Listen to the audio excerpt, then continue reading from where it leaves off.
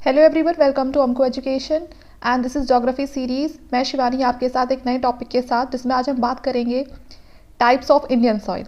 सबसे पहले मैं आपको बताऊंगी कि सॉइल होता क्या है, उसके बाद हम उसके टाइप्स को पढ़ेंगे कि हमें कौन सा टाइप इंडिया के किस पार्ट में मिलता है। इससे पहले ऑलरेडी मैं बहुत सारे जो इंपॉर्टेंट टॉपिक्स हैं जो आपके एग्जाम में आपकी हेल्प कर सकते हैं, उन सभी टॉपिक्स को मैं कवर कर चुकी हूँ। अगर आपने नहीं देखे हैं तो आप नीचे डिस्क्रिप्शन बॉक्स में आपको जो प्लेलिस्ट का जो लिंक है वो मिल जाएगा, आप वहाँ जाके उन सभी टॉपिक्स को देख सकते हैं। तो चलिए स्टार्ट करते हैं अब आज का टॉपिक सॉइल। तो सॉइल के बारे में मैंने आपको बता ही दिया है कि इंडिया में बहुत तरह की जो सॉइल्स हैं वो मिलती हैं। तो एक एक करके हम सब चीज़ के बारे में जानेंगे। तो सबसे पहले हम शुरू करते हैं सॉइल। सबसे पहले मैं बात करूंगी पेडोलॉजी की। जो हम छोटी छोटी जो इंपॉर्टेंट टर्म्स होती है पहले हम उनको क्लियर कर लेंगे। तो जो पेडोलॉजी है वो स्टडी है सॉइल की, ठीक है ना। Study of soil in their natural environment. हम अगर सॉइल की जब स्टडी करते हैं उसको बोलते हैं पेडोलॉजी, ठीक है ना। तो स्टडी ऑफ सॉइल मतलब पेडोलॉजी। जो पैडोजेनेसिस है उसका मतलब क्या होता है यहाँ पर, स्टडी ऑफ द ओरिजिन, ठीक है ना। जो सॉइल का ओरिजिन है, ठीक है ना, कि हम कह सकते हैं कि ओरिजिन ऑफ द सॉइल, ठीक है। तो वो जो पैडोजेनेसिस के अंदर आता है कि हम ये उसमें पता लगाने की कोशिश करते हैं कि जो सॉइल का ओरिजिन कैसे हुआ, ठीक है ना, जो सॉइल की फॉर्मेशन है वो कैसे हुई, तो उसको बोलते हैं पैडोजेनेसिस, ठीक है। पैडोलॉजिस्ट कौन होते हैं, जो इस पर हमने पढ़ लिया कि पैडोलॉजी में क्या काम हो रहा है, पैडोजेनेसिस में क्या काम हो रहा है, लेकिन अब इस काम को करने वाला कौन है। जो साइंटिस्ट इस चीज़ के ऊपर काम कर रहे हैं कि उनका ओरिजिन क्या है, सॉइल का कंपोजिशन क्या है, डिस्ट्रीब्यूशन क्या है, किस मटेरियल से वो बनी है, ठीक है ना, उन स्पेशलिस्ट को बोलते हैं पैडोलॉजिस्ट, ठीक है। तो उम्मीद करती हूँ आपको तीनों ही टर्म्स क्लियर हो गई होंगी। पैडोलॉजी मतलब स्टडी ऑफ सॉइल, पैडोजेनेसिस में study of the soil origin और फॉर्मेशन ऑफ सॉइल, और पेडोलॉजी क्या होता है, a scientist who studies origin, composition and the distribution of a soil, ठीक है। आगे बढ़ते हैं। अब बात करते हैं सॉइल के इंट्रोडक्शन की। तो देखिए, हम सबको पता है कि सॉइल कितना इंपॉर्टेंट फैक्टर है, क्योंकि बिना सॉइल के ना हमारी ट्री ग्रो कर हो सकती है, ना हमारी ग्रासेस, ना क्रॉप्स, और बहुत सारी अर्थ पर ऐसी लाइफ फॉर्म्स हैं जो सॉइल में एग्जिस्ट करती हैं, ठीक है। तो अगर हमारे पास सॉइल नहीं होगी तो ये जो सब चीज़ें जो हम देखते हैं, ये लाइफ फॉर्म्स हो गए, ट्रीज हो गए, ग्रासेस हो गए, इनको सपोर्ट कौन करेगा इस अर्थ सरफेस पर। तो इसीलिए सॉइल हमारे लिए एक बहुत ही इंपॉर्टेंट फैक्टर हो जाता है। Soil is the most important layer of the earth crust. हम सबको पता है जो सॉइल है वो हमारी सबसे अपर लेयर होती है, जो हमारा अर्थ क्रस्ट होता है उसकी। तो मैंने बता ही दिया आपको कि जो सॉइल है वो ट्रीज़ के लिए, ग्रासेस के लिए, क्रॉप्स के लिए, जो दूसरी जो लाइफ फॉर्म्स होती हैं उनके लिए कितनी इंपॉर्टेंट है। तो इसीलिए ये बहुत ही इंपॉर्टेंट लेयर है अर्थ क्रस्ट की। वैल्यूएबल रिसोर्स है, वैल्यू हम सबको पता ही है, क्योंकि जो भी हमें कुछ खाना है, उगाना है, वो सब कहाँ से हो रहा है, वो सब सॉइल के बिना तो होगा ही नहीं। The bulk of our food, much of our clothing is derived from land based crops. यहाँ तक कि जो हमारा क्लोथिंग होता है, मतलब जो हमें फाइबर चाहिए होता है, तो उस फाइबर के लिए भी हम क्या करते हैं, हम प्लांट्स पे डिपेंड होते हैं, ठीक है ना।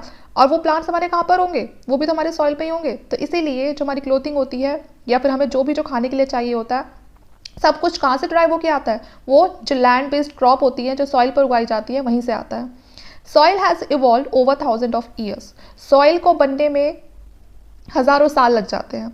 The various agent of weathering and gradation have acted upon the parent rock material to produce a thin layer of a soil. तो देखिए कैसे बनता है, जो पेरेंट रॉक जो मटेरियल होता है, जो बड़े बड़े जो पत्थर रॉक्स होते हैं, उनके टूटने से, उनकी वेदरिंग से या फिर उनके इरोजन से क्या होता है, सॉइल बनती है। आगे हम पूरा उसका प्रोसेस देखेंगे कि किस तरह से बनती है वो सॉइल। कुछ और नहीं बल्कि वो क्या है, वो मिक्सचर है। जो रॉक डेब्रिस होता है, जो रॉक होते हैं, बड़े बड़े जो रॉक होते हैं, जब उनका डिग्रेड होना शुरू हो जाता है या वो टूटने लग जाते हैं, और जो ऑर्गेनिक मटेरियल होता है, ऑर्गेनिक मटेरियल में आपको कौन आ जाता है, डिके। जो डिकेड आपके प्लांट और एनिमल्स होते हैं, उनका जो डिकम्पोजिशन होता है ना, जब वो डिकम्पोज होने लगते हैं तो वो भी किस में चेंज हो जाते हैं, वो भी सॉइल में चेंज हो जाते हैं, ठीक है। तो ये जो सॉइल है ये आपका मिक्सचर है दो चीज़ों का, मिक्सचर ऑफ रॉक डेब्रिस और ऑर्गेनिक मटेरियल, ठीक है, जो आपके अर्थ सरफेस पे सॉइल की लेयर बनाते हैं। और बाकी हमने देख ही लिया कि सॉइल की लेयर हमारे लिए कितनी इंपॉर्टेंट है, कितनी सारी चीज़ों को ये सपोर्ट करती है। अब हम बात करते हैं फैक्टर जो सॉइल फॉर्मेशन को अफेक्ट करते हैं, ठीक है। सबसे पहला जो फैक्टर है वो है रिलीफ, ठीक है। दूसरा है पेरेंट मटेरियल, तीसरा climate, vegetation, other life forms, time, human activities. ये सारे वो फैक्टर हैं जो सॉइल फॉर्मेशन में बहुत ही इंपॉर्टेंट रोल प्ले करते हैं उसके बनने में, ठीक है। इन सब चीज़ों का असर पड़ता है सॉइल की फॉर्मेशन पे कि वो किस तरह की सॉइल बनेगी, ठीक है। फिर वहाँ पर किस तरह की वेजिटेशन हम वहाँ पर उगा सकते हैं, तो इन सब चीज़ों का फर्क पड़ता है। आगे देखते हैं। सबसे पहले देखते हैं कंपोनेंट्स ऑफ सॉइल। तो देखिए सबसे पहले मिनरल पार्टिकल, हम सबको पता है सॉइल के अंदर क्या प्रेजेंट होता है, मिनरल पार्टिकल्स प्रेजेंट होते हैं। मिनरल कहाँ से मिलते हैं, उसे रॉक से, क्योंकि रॉक भी क्या है, एक मिनरल ही तो है। तो उसके अंदर जो प्रेजेंट होता है तो बहुत सारे उसमें आपको मिनरल पार्टिकल्स मिल सकते हैं, ठीक है। दूसरी जो इंपॉर्टेंट कॉम्पोनेंट है सॉइल का वो है ह्यूमस। किसी भी सॉइल तो आपको बहुत तरह की मिल जाएंगी, लेकिन वो सॉइल कितनी फर्टाइल है ये डिपेंड करता है उसके ह्यूमस पे। अगर उसमें ह्यूमस काफ़ी अच्छा है तो उसका मतलब ये है जो उसकी क्वांटिटी है ह्यूमस की, अगर वो काफ़ी अच्छी है तो जो सॉइल है वो आपकी फर्टाइल है, ठीक है। वहाँ पर प्रोडक्शन भी ज़्यादा होगा अगर आप वहाँ कुछ भी उगाते हैं तो। अगर वहाँ पर ह्यूमस ही कम है तो उसका मतलब है कि वो जो सॉइल है वो आपकी इनफर्टाइल है, वो इतनी ज़्यादा फर्टाइल नहीं होगी। उसके बाद है वाटर। वाटर कैसा है वहाँ पर, जो सॉइल है उसकी वाटर जो होल्डिंग कैपेसिटी है वो कितना पानी को होल्ड कर सकता है उस पर भी डिपेंड करता है। और एयर, ठीक है, ये एयर भी डिपेंड करती है कि कोई होता है जो एयर को होल्ड करके रखती है, कोई नहीं होती है, ठीक है। तो हम एक ही करके सब चीज़ों को पढ़ेंगे, मिनरल पार्टिकल्स, ह्यूमस, वाटर और air. The actual amount of these depend upon the type of soil. ये चीज़ें सॉइल में कितनी प्रेजेंट है या कितनी प्रेजेंट नहीं है ये डिपेंड करता है सॉइल के टाइप पर। हो सकता है किसी में ये सब चीज़ें बहुत ज़्यादा हो, किसी में बहुत कम हो, या हो सकता है किसी में ऊपर की जो मिनरल और ह्यूमस है वो ज़्यादा हो, वाटर और एयर कम हो। तो ये डिपेंड करता है सॉइल के टाइप पे। एक एक करके आगे हम सारे सॉइल टाइप को जानेंगे। Some soil are deficient in one more of this, जैसे कि मैंने आपको बता ही दिया कि किसी में बहुत ज़्यादा भी हो सकते हैं, किसी में कम भी हो सकते हैं, किसी में कॉम्बिनेशन होता है कि दो चीज़ें हैं लेकिन बाकी दो चीज़ें नहीं हैं। तो एक एक करके हम सब चीज़ें देखेंगे। अब देखते हैं ह्यूमस। सबसे पहले ह्यूमस की ही बात करते हैं। तो ह्यूमस क्या है, एक न्यूट्रिएंट रिच सॉइल है। इसमें बहुत सारे न्यूट्रिएंट होते हैं। सबसे अपर वाली लेयर होती है, सबसे ज़्यादा सपोर्ट करती है किसी भी प्लांट की ग्रोथ को ह्यूमस ही करती है। देखिए ये न्यूट्रिएंट रिच सॉइल होती है। फॉर्म कैसे होती है, बाय द ब्रेक डाउन और the decomposition of dead plants and animal. हम सबको पता है जो प्लांट्स होते हैं वो भी टूट जाते हैं, फिर बाद में वहीं वापस से वो जो अर्थ का सरफेस होता है लैंड उसी पे गिर जाते हैं टूट के। एनिमल्स भी, कोई भी जो एनिमल होता है मर जाता है, ठीक है। धीरे धीरे अब वो पड़े पड़े क्या होने लग जाते हैं, डिकम्पोज होने लग जाते हैं। कौन डिकम्पोज करता है उनको, जो माइक्रो ऑर्गेनिज्म होते हैं एयर में प्रेजेंट वो उनको डिकम्पोज करना शुरू कर देते हैं। और आप कुछ टाइम बाद देखोगे जो वो एनिमल की जो डेड बॉडी होती है, अगर वो मान के चलो कोई एनिमल है वो कोई रोड पे मर गया, कुछ टाइम बाद आप देखोगे कि धीरे धीरे ना वो आपको वहाँ से फिर उसका मिट्टी का सा ढेर बन जाता है और वो सॉइल में मिक्स हो जाता है। तो वही चीज़ क्या बना रही है, हमारा ह्यूमस बना रही है, ठीक है। जो सॉइल की सबसे ऊपर वाली जो लेयर होती है ह्यूमस वो बना रही है, इसलिए वो बहुत ज़्यादा न्यूट्रिएंट रिच सॉइल होती है, क्योंकि वो किस वजह से बनी होती है, वो डेड प्लांट और एनिमल्स के डिकम्पोज होने से बनी होती है। और इस सॉइल में प्लांट बहुत ही अच्छे से ग्रो करते हैं क्योंकि सारे न्यूट्रिएंट तो उनको मिल रहे हैं। तो ह्यूमस की अगर हम बात करें, इसकी जो पहचान है वो है कि काफ़ी ज़्यादा डार्क कलर्ड होता है ये, जैसे कि आपको पिक्चर में दिख रहा है इसमें, ठीक है। और ये आपको कहाँ मिलता है, ये आपको सॉइल में ही मिलेगा, ठीक है। बता ही दिया मैंने किस चीज़ का बना होता है, ये डिके प्लांट और एनिमल्स का बना होता है, ठीक है। सॉइल प्रोफाइल क्या होता है, तो देखिए कोई भी जो हमारा जो सॉइल प्रोफाइल होता है उसका ना हमने कुछ वर्टिकल सेक्शन कर रखे हैं, ठीक है। वो वर्टिकल सेक्शन ऐसे है कि एक तरह की जो सॉइल हो गई उसको हमने ए नाम दे दिया, फिर उसके नीचे की थोड़ी डिफरेंट टाइप की होती है तो उसको हमने बी नाम दे दिया। तो इस तरह से हमने ना उसके हॉरिजन को, जो उसका जो हॉरिजन है उसको डिवाइड किया हुआ है अलग अलग नाम से, ठीक है। तो उसमें जो हॉरिजॉन्टल जो लेयर होती है इसको हमने क्या नाम दिया हुआ है, हॉरिजन दिया हुआ है, ठीक है ना। हॉरिजॉन्टल लेयर है उसको हम बोलते हैं हॉरिजन बोलते हैं। इसमें तीन तरह की लेयर मिलेंगी आपको, जो पूरा जो सॉइल प्रोफाइल है उसमें तीन तरह की आपको लेयर मिलेंगी, जिसको हमने नाम दिया हुआ हॉरिजन ए, बी एंड सी। मैं आपको एक डायग्राम दिखाऊंगी, उसमें बिल्कुल आपको क्लियर हो जाएगा किस तरह से जो हमारे हॉरिजन्स होते हैं हमने इनको किस बेसिस पर डिवाइड किया हुआ है।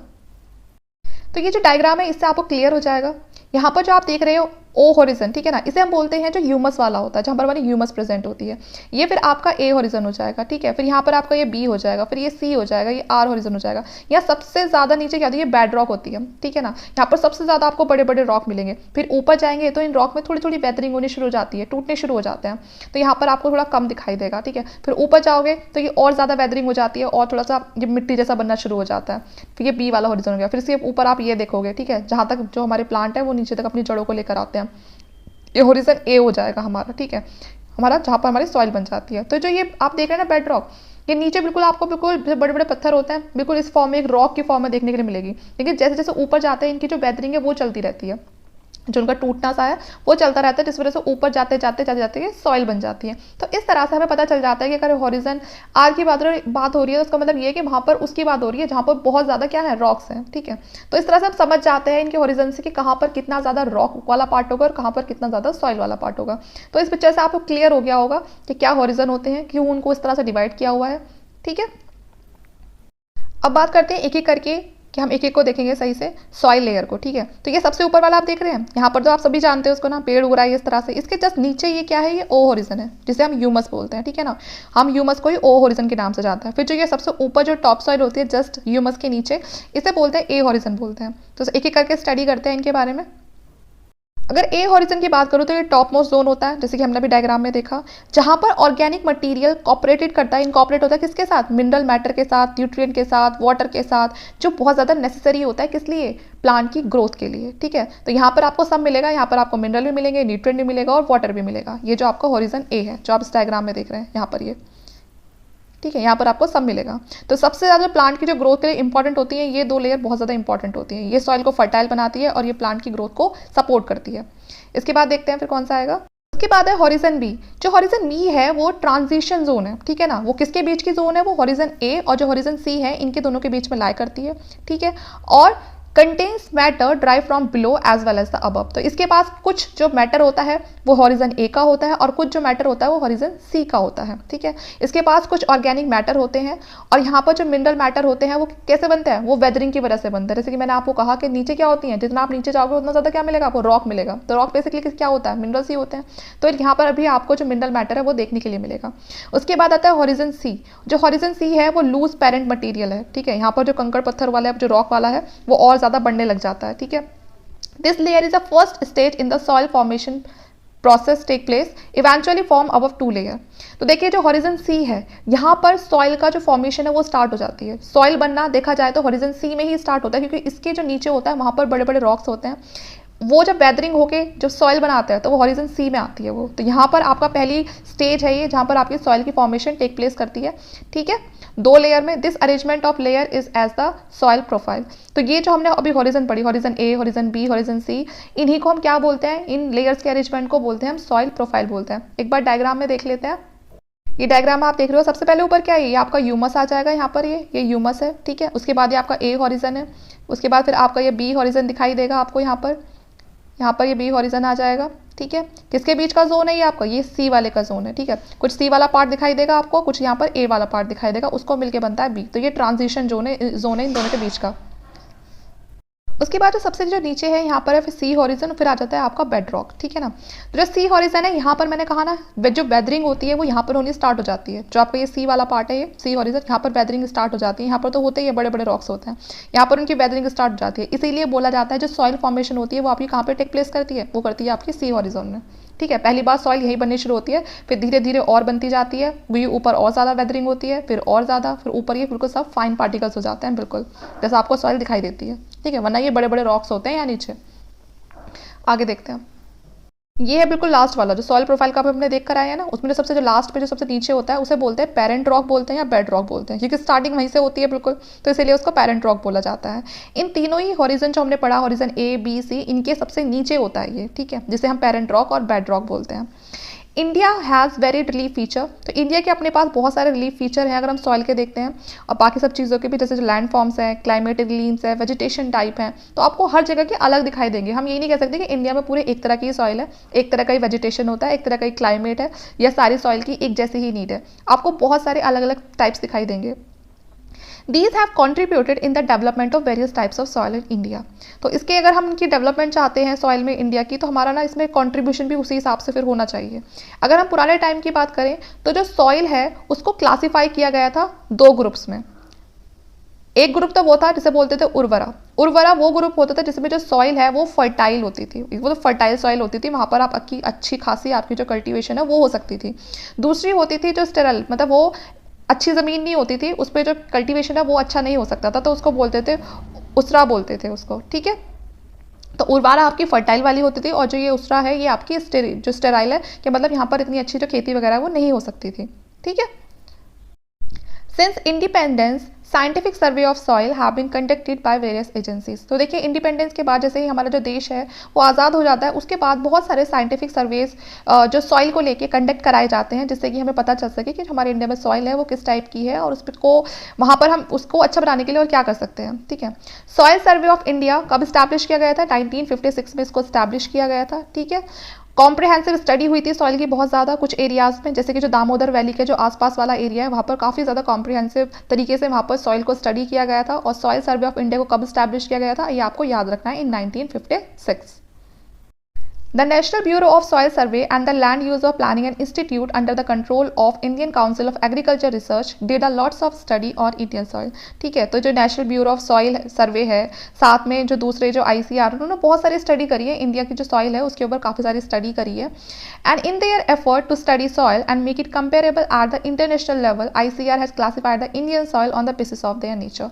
और इतनी सारी स्टडी करने के बाद उन्होंने जो USDA है, मतलब जो United state department of agriculture soil taxonomy है, उसके बेसिस पे, जो उसकी गाइडलाइन है उसकी बेसिस पे इंडिया की जो सॉइल है उसको उसके नेचर के हिसाब से, उसके कैरेक्टर के हिसाब से बहुत सारे टाइप्स में डिवाइड कर दिया है कि ये वाली सॉइल है, ये इस तरह की सॉइल है ना, उस हिसाब से उसको डिवाइड किया। देखते हैं किस तरह से। ठीक है, जैसे कि ICR के ने USDA सॉइल टेक्सोनॉमी को देख के जो सॉइल है उसको इस ऑर्डर में इन्होंने अरेंज कर दिया है। ठीक है, जिसमें जो इंसेप्टिव सोल्स है वो हमारी कितनी है, 39.74% है। ठीक है ना, एंटी सोल्स, फिर ये एल्फी soul, Varti soul, arid soul है ना, अल्टी सोल, ठीक है, मॉलिसोल, ठीक है, और ये बाकी बची है 2.92, ये हमारी दूसरी तरह की। ठीक है, तो ये किसके हिसाब से करिए, ये USDA के हिसाब से करिए। अब हम देखते हैं इंडिया में जो जिसको हम ज़्यादा जानते हैं इंडियन ज्योग्राफी के हिसाब से, अब हम वो पढ़ेंगे।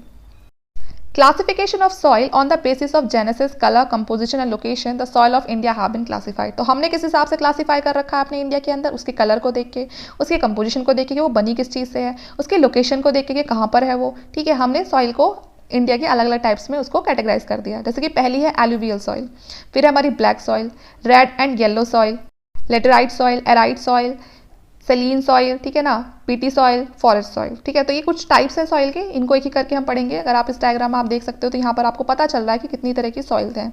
ठीक है, और यहाँ पर ये साइड में जो मैप है, इस मैप से भी आपको पता चल जाएगा कि जो सॉइल है वो कहाँ पर कैसी है। ये पूरा आपको फॉरेस्ट वाली सॉइल हो गई। ठीक है, यहाँ पर ये आपकी अलग तरह की सॉइल है, यहाँ पर ये आपकी एलुवियल सॉइल है, लेटराइट सॉइल आ गई। तो आपको इस मैप से पता चल जाएगा, एक एक करके हम मैप के थ्रू सारी सॉइल्स को पढ़ेंगे।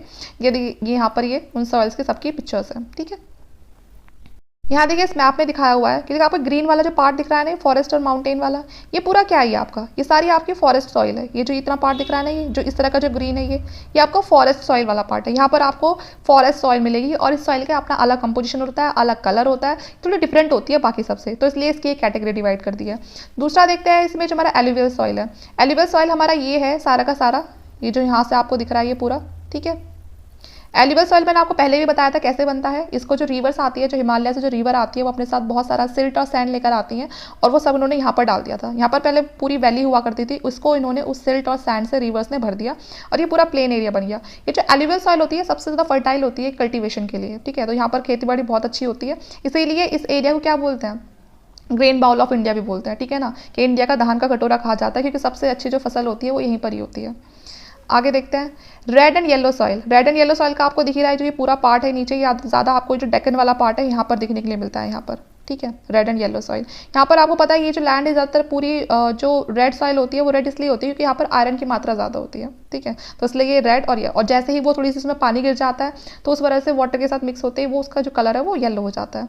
ब्लैक सॉइल, ये आपका पूरा पार्ट, ये पूरा जो ब्लैक सॉइल है ये किस तरह से बना था, जो बड़े बड़े जो वॉल्केनिक इरप्शन आए थे, जो लावा निकला था यहाँ से, तो लावा जब ठंडा हो गया उसके बाद वो जो इग्निशियस रॉक थी वो सबसे ज़्यादा आपको यहीं वाले एरिया में मिलेगी। ठीक है, तो इसीलिए इसको ब्लैक सॉइल वाला पार्ट कहा जाता है, मतलब ये यहाँ पर आपको ब्लैक सॉइल मिलती है क्योंकि सबसे ज़्यादा वॉल्केनिक जो इरप्शन है वो यहाँ पर हुए हैं।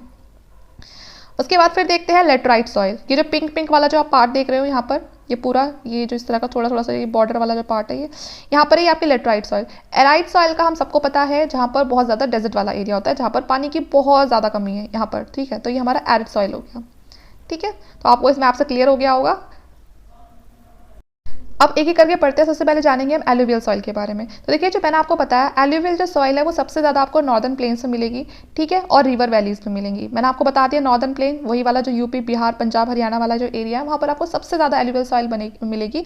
और ये कैसे बनी थी वो मैंने आपको बता ही दिया कि रिवर्स और स्ट्रीम्स जब आती हैं हिमालय में से निकल के, तो वो अपने साथ बहुत सारा सिल्ट, सैंड, क्ले, ये सब चीज़ें लेकर आती है और वो इनको आके, ये जो नॉर्दर्न प्लेन है वहाँ आके इसको डिपॉजिट कर देती है, अपने साथ लेकर आती है और वहाँ डिपॉजिट कर देती है। उस वजह से जो जहाँ कभी वहाँ पहले वैली हुआ करती थी, अब वो पूरी तरह से फिल करके उन्होंने प्लेन एरिया बना दिया। इसीलिए यहाँ की जो सॉइल होती है यूपी, बिहार, हरियाणा, पंजाब के आसपास की, वो बहुत ज़्यादा फर्टाइल होती है जो, क्योंकि एलुवियल सॉइल अपने आप में बहुत फर्टाइल है। कहाँ से रही है? हिमालय से आ रही है। ये जो सॉइल है कि आपका 40% टोटल एरिया, जो हमारी कंट्री का जो 40% टोटल एरिया है उसको कवर करती है। 40% एरिया में आपको एलुवियल सॉइल ही देखने के लिए मिलती है, ठीक है। और सबसे ज़्यादा कहाँ पर? ये जो नॉर्दर्न प्लेन्स है, आपको याद रखना है यहाँ पर। ये डिपोजिशनल सॉइल होती है। क्यों होती है? मैंने आपको बता दिया, क्योंकि कहीं से आ रही है और फिर कहीं पर आकर डिपॉजिट हो रही है, ठीक है। ट्रांसपोर्ट की जाती है और डिपॉजिट कौन कर रहा है इनको? रिवर और स्ट्रीम्स कर रही है। हम लोग जाकर नहीं लेकर आ रहे हैं इनको, रिवर्स अपने साथ लेकर आ रही हैं, ठीक है। Through a narrow corridor in Rajasthan they extend into the plain of Gujarat. तो थोड़ा बहुत एरियाज में राजस्थान का जो प्लेन गुजरात है वहाँ पर भी जाती है।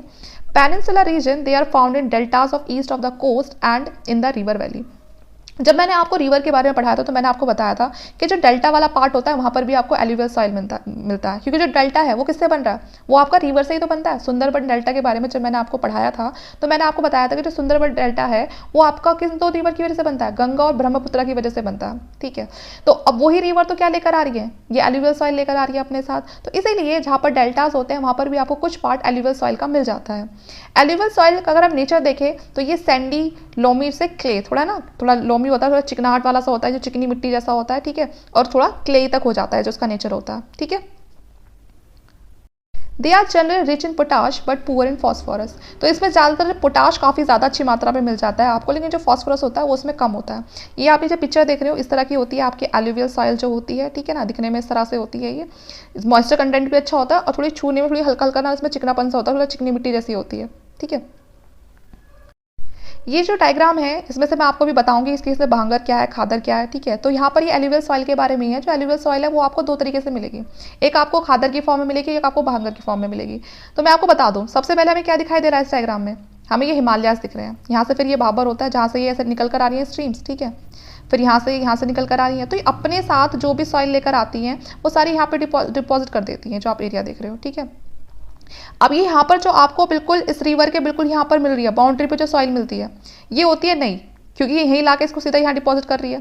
फिर जब ये दोबारा लाएगी तो ये वाली सॉइल पीछे पहुँच जाएगी, ये पीछे पहुँच जाएगी, ठीक है। और नई वाली फिर यहाँ पर आ जाएगी। तो जो रिवर के जो बिल्कुल जस्ट जो बाउंड्री पे जो सॉइल होती है वो होती है खादर, क्योंकि ये न्यू एलुवियम होता है। और जो फिर खिसा खिसा के यही पीछे पहुँचती रहती है, क्योंकि फिर नहीं आएगी, फिर ये यहाँ पर आ जाएगी, ठीक है। तो ये फिर जो पीछे जो जाती रहती है ये पुरानी होती रहती है, खिसा खिसा के फिर वो भी जो आज नहीं है वो कल को पुरानी भी तो होगी जब और सॉइल लेकर आएगी। जो रिवर्स हैं वो नई सॉइल लेकर आएगी हिमालयास पे से। तो जो ये पीछे इकट्ठी होती रहती है इसको बोलते हैं भांगर, ठीक है। ये ओल्ड एलुवियम होता है।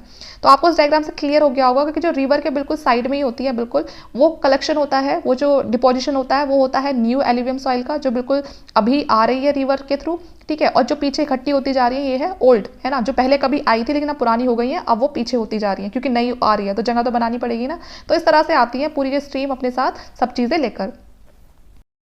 In the upper and the middle Ganga plain, two different types of oil, alluvial soils have developed, ठीक है ना, not oil, this is alluvial soil, ठीक है। तो यहाँ पर आपको मैंने आपको जैसे कि भी डायग्राम में बताया कि दो तरह की आपको एलुवियल सॉइल देखने के लिए मिलेंगी। और ये सिर्फ डिफरेंस किस वजह से? इनके टाइमिंग की वजह से, क्योंकि आज जो पुरानी है कल को वो पुरानी भी होगी, जो आज नहीं है वो कल को पुरानी भी होगी। तो यहाँ पर वही है, जो खादर होता है वो खादर जस्ट आपका वो है जो मैंने अभी आपको डायग्राम में दिखाया, जो रिवर के जस्ट यहाँ बराबर में आके इकट्ठी होती रहती है, ठीक है। तो खादर न्यू एलुवियम होता है, ये डिपॉजिट हो जाता है, ठीक है, पूरे साल ये डिपॉजिट होता है इसके। जो भांगर होता है वो क्या होता है? ये फाइन सिल्ट होता है। और भांगर क्या रिप्रेजेंट करता है? आपका ओल्डर एलुवियम। देखिए जो आज यहाँ पर ये इकट्ठी हुई है, जब रिवर और सॉइल लेकर आएगी तो ये पीछे हो जाती है, फिर उसके लिए जगह बना देती है, तो ये भी तो ओल्ड हो जाएगी। तो आज जो खादर है कल को चल के वो भांगर भी बन जाएगी। तो जो ये भांगर है ये क्या होता है? ये ओल्डर एलुवियम होता है, ठीक है, जो पुराना वाला हो जाता है, ठीक है। Deposit away from the flood plain, तो ये थोड़ा इसलिए पीछे खिसकता रहता है। ये जो पूरी जो आ रही है ये इसके यहाँ पर आपको इतने ज़्यादा साइड में आके मिलेगा, ठीक है। जो खादर और जो भांगर होते हैं दोनों ही क्या कंटेन करते हैं? कैल्सीरियस कॉन्क्रेशन, जिसे हम बोलते हैं कंकड़ वगैरह बोलते हैं, ठीक है ना। दोनों ही अपने साथ ये लेकर आती हैं। तो खादर ज़्यादा उसमें क्या होता है? न्यूट्रिएंट्स होते हैं। जो खादर होता है, जो न्यू एलुवियम होता है वो ज़्यादा इनरिच होती है। अगर आप देखें उसमें न्यूट्रिएंट के मामले में तो वो ज़्यादा इनरिच होती है। भांगर थोड़ी पुरानी हो जाती है तो उसमें इतने ज़्यादा जो न्यूट्रिएंट है वो नहीं बचते हैं। बस इसलिए आप याद रखना, आपको ये भांगर याद रखना, जब भंगार बोलते हैं, है ना, जो वो होते हैं जो वो कूड़ा नहीं कहेंगे, जो पुराना सामान जो लेके जाते हैं ना उनको वो बोलते हैं। तो आप उससे याद रख सकते हैं कि जो भांगर है उसका मतलब है कि वो जो पुराना सॉइल, ठीक है। तो दो पढ़ लिया हमने, या खादर और भांगर। खादर का मतलब जो नया है और जो भांगर जो पुरानी सॉइल हो गई है, ठीक है। डायग्राम है, इस डायग्राम से आपको पता चल जाएगा। ये जो आप ग्रीन ग्रीन वाला पार्ट देख रहे हैं ये कौन सा है, ये है आपका खादर वाला पार्ट, और ये है आपका भांगर वाला पार्ट, ठीक है। ये पुराना हो रहा है तो पीछे खिसकता जा रहा है, ऊपर जमा होता जा रहा है, और ये है जो सॉइल, जो रिवर है जो अपने साथ अब लेकर आ रही है, ठीक है। यहाँ पर जो सॉइल होती है वो काफ़ी ज़्यादा लोमी होती है, क्लेई होती है in the lower and the middle Ganga plain and the Brahmaputra, ठीक है। और जो सैंड कंटेंट होता है एलुवियल सॉइल का वो डिक्रीज करता है वेस्ट टू ईस्ट। जब वो उसका जो सैंड कंटेंट होता है वो जितना ज़्यादा ईस्ट में जाता है उसका जो सैंडी नेचर होता है वो उतना ही कम होने लगता है, कि मतलब ऐसे जा रहा है तो यहाँ पर जो उसका सैंडी नेचर होता है वो ज़्यादा होता है, ठीक है। और जैसे जैसे वो यहाँ ईस्ट तक जाता है, दूसरे या ईस्टर्न स्टेट तक जाता है, तो जो उसका सैंडी नेचर होता है वो क्या हो जाता है सॉइल का, वो कम होने लग जाता है, ठीक है।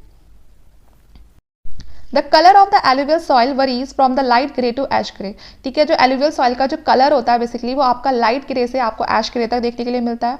जो उसकी शेड्स होती है वो डिपेंड करती है उसके डिपोजिशन पे, उसके टेक्सचर ऑफ द मटेरियल पे, और कितने टाइम वो ले रही है मेच्योर होने में, ठीक है। तो मतलब ये होता है कि कितनी पुरानी सॉइल है उसके हिसाब से जो उसका कलर है वो डिपेंड करता है।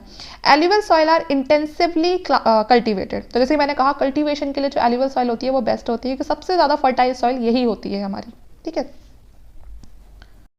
देखिए अब हम बात करते हैं सेकंड टाइप के सॉइल की, जिसका नाम है ब्लैक सॉइल। ब्लैक सॉइल सबसे ज़्यादा आपको डेक्कन वाले पार्ट में मिलेगी। जो आपका डेक्कन वाला पार्ट कौन सा होता है, जो ये नीचे वाला जो पार्ट होता है यहाँ पर, सबसे ज़्यादा आपको ये ब्लैक सॉइल मिलेगी यहाँ पर, ठीक है। जिसमें आपका महाराष्ट्र, मध्य प्रदेश, गुजरात, आंध्र प्रदेश और कुछ पार्ट आपका तमिलनाडु का भी आता है। तो यहाँ पर आपको ज़्यादा देखने के लिए कौन सी सॉइल मिलेगी, ब्लैक सॉइल मिलेगी।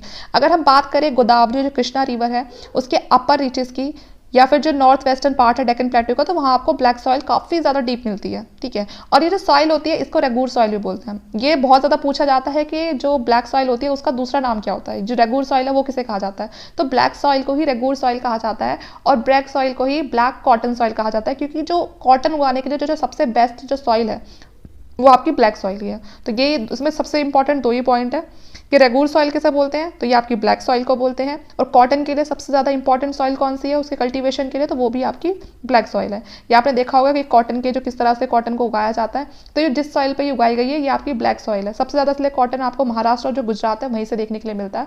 सबसे ज़्यादा जो प्रोडक्शन है कॉटन का वो वहीं पर ही होता है, ठीक है। ये पूरा एरिया है जहाँ पर सबसे ज़्यादा आपकी ब्लैक सॉइल आपको मिलेगी। तो जो पूरा जितना ये ब्लैक वाला जो एरिया है ये सारा का सारा वही है जहाँ पर आपको ब्लैक सॉइल मिलता है, ठीक है। तो पूरा आपको ये समझ में आ जाएगा यहाँ से। ये कुछ पार्ट इधर भी है थोड़ा बहुत ही, इसीलिए से जो सबसे ज़्यादा जो प्रोडक्शन होता है कॉटन का वो आपको गुजरात और महाराष्ट्र वाले एरिया में देखने के लिए मिलता है। Black soil are generally clayey, deep and impermeable. तो जो ब्लैक सॉइल होती है वो थोड़ा क्लेई नेचर होता है उसका। क्ले आप सबने देखा होगा कैसा होता है, काफ़ी डीप और इनपर्मिएबल नेचर होता है, ठीक है। पानी वानी भी अच्छे से सोख लेता है ये। दे स्वेल एंड बिकम स्टिक, जैसे हम इसे पानी वगैरह डालते हैं तो ये फूल जाती है और काफ़ी ज़्यादा स्टिक हो जाती है। गीली होने पर एकदम चिपचिपी सी हो जाती है, श्रिंक हो जाती है, ठीक है। और फिर श्रिंक कब हो जाती है, जब सूख जाती है। जब सूख जाती है श्रिंक हो जाती है, और वेट होने पर स्टिकी सी, थोड़ा चिपकापन वाला नेचर रहता है इसका। During the dry season these soils develop white cracks. जब गर्मी बहुत पड़ती है, जो सूखा वाला जो मौसम होता है, ड्राई वाला जो होता है, इसमें बड़ी बड़ी क्रैक्स पड़ जाती हैं, ठीक है। And they occur kind of self plugging, और ऐसा लगता है जैसे ना खुद ना इसकी इसे सेल्फ प्लगिंग वाला नेचर भी होता है इसका। ऐसा लगता है जैसे ना जैसे एक तो होता है कि हम खुद प्लगिंग करते हैं, ठीक है ना, जुताई करते हैं खेतों की। ये कैसी होती है, ये सेल्फ प्लगिंग होती है। इसको देख के आपको ऐसा लगेगा कि मतलब ये ना खुद ही इसमें इसकी जुताई हो गई खेत की। तो जो इस सॉइल है इसका इस तरह का नेचर होता है सेल्फ प्लगिंग वाला।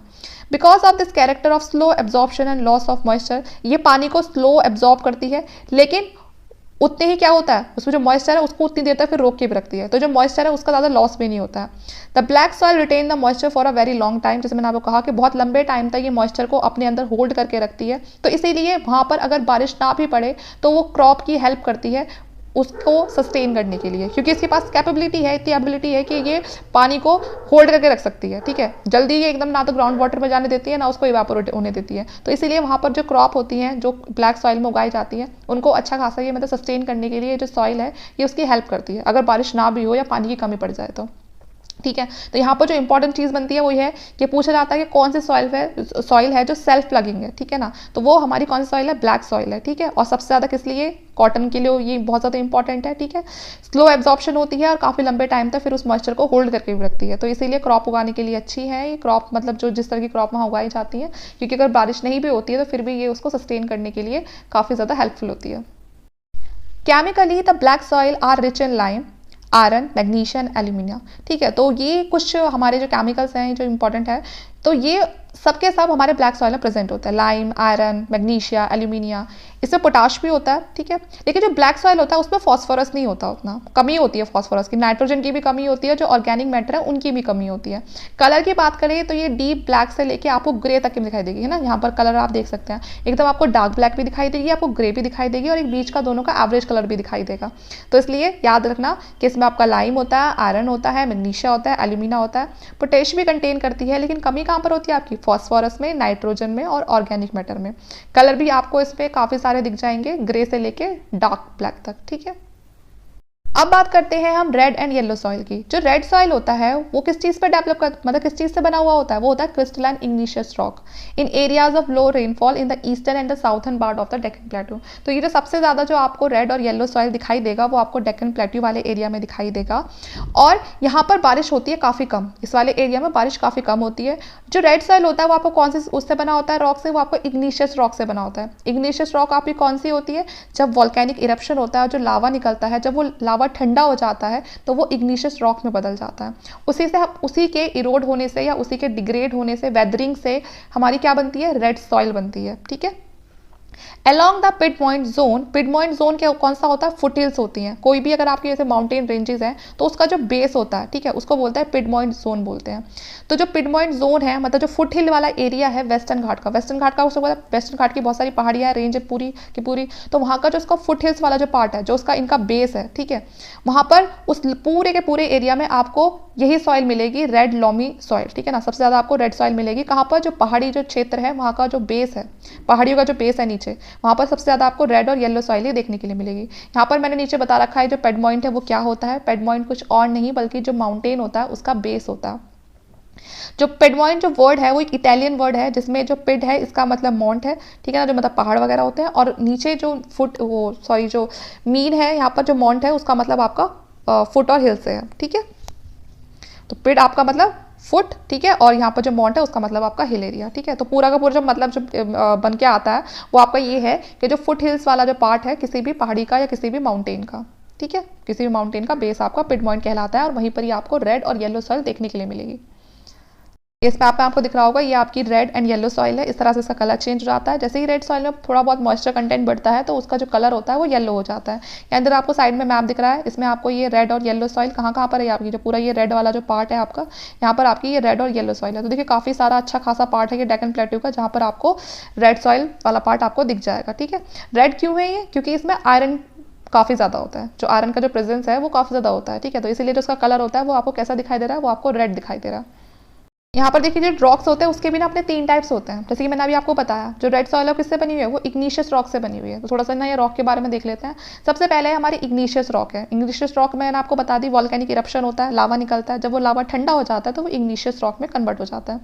फिर जब यही जो रॉक होती है सेडिमेंट्री, ठीक है ना, ये इकट्ठा होती रहती है, इकट्ठा होती रहती है, मतलब ये ना एक के ऊपर एक लेयर वाली होती है। जो ये रॉक है ना, ये सेडिमेंट्री रॉक, ये एक के ऊपर एक दूसरा कुछ आके यहाँ पर मान के चलो ये यहाँ पर एक रॉक हो गया, ठीक है, फिर से लावा आया, फिर से इकट्ठा होकर फिर दूसरी लेयर बना ली, फिर तीसरी लेयर बना ली। तो ये होती है हमारी सेडिमेंट्री होती है, ठीक है। और जब इसको बहुत ज़्यादा हाई टेम्परेचर मिल जाता है, प्रेशर मिल जाता है, तो ये कन्वर्ट हो जाती है किसमें, ये कन्वर्ट हो जाती है किसमें, हमारी मेटामॉर्फिक रॉक में, ठीक है ना। इसकी ना फॉर्म ही चेंज हो जाती है। फिर किस वजह से हो रही है, बहुत ज़्यादा हाई टेम्परेचर मिलने की वजह से और बहुत ज़्यादा हाई प्रेशर मिलने की वजह से।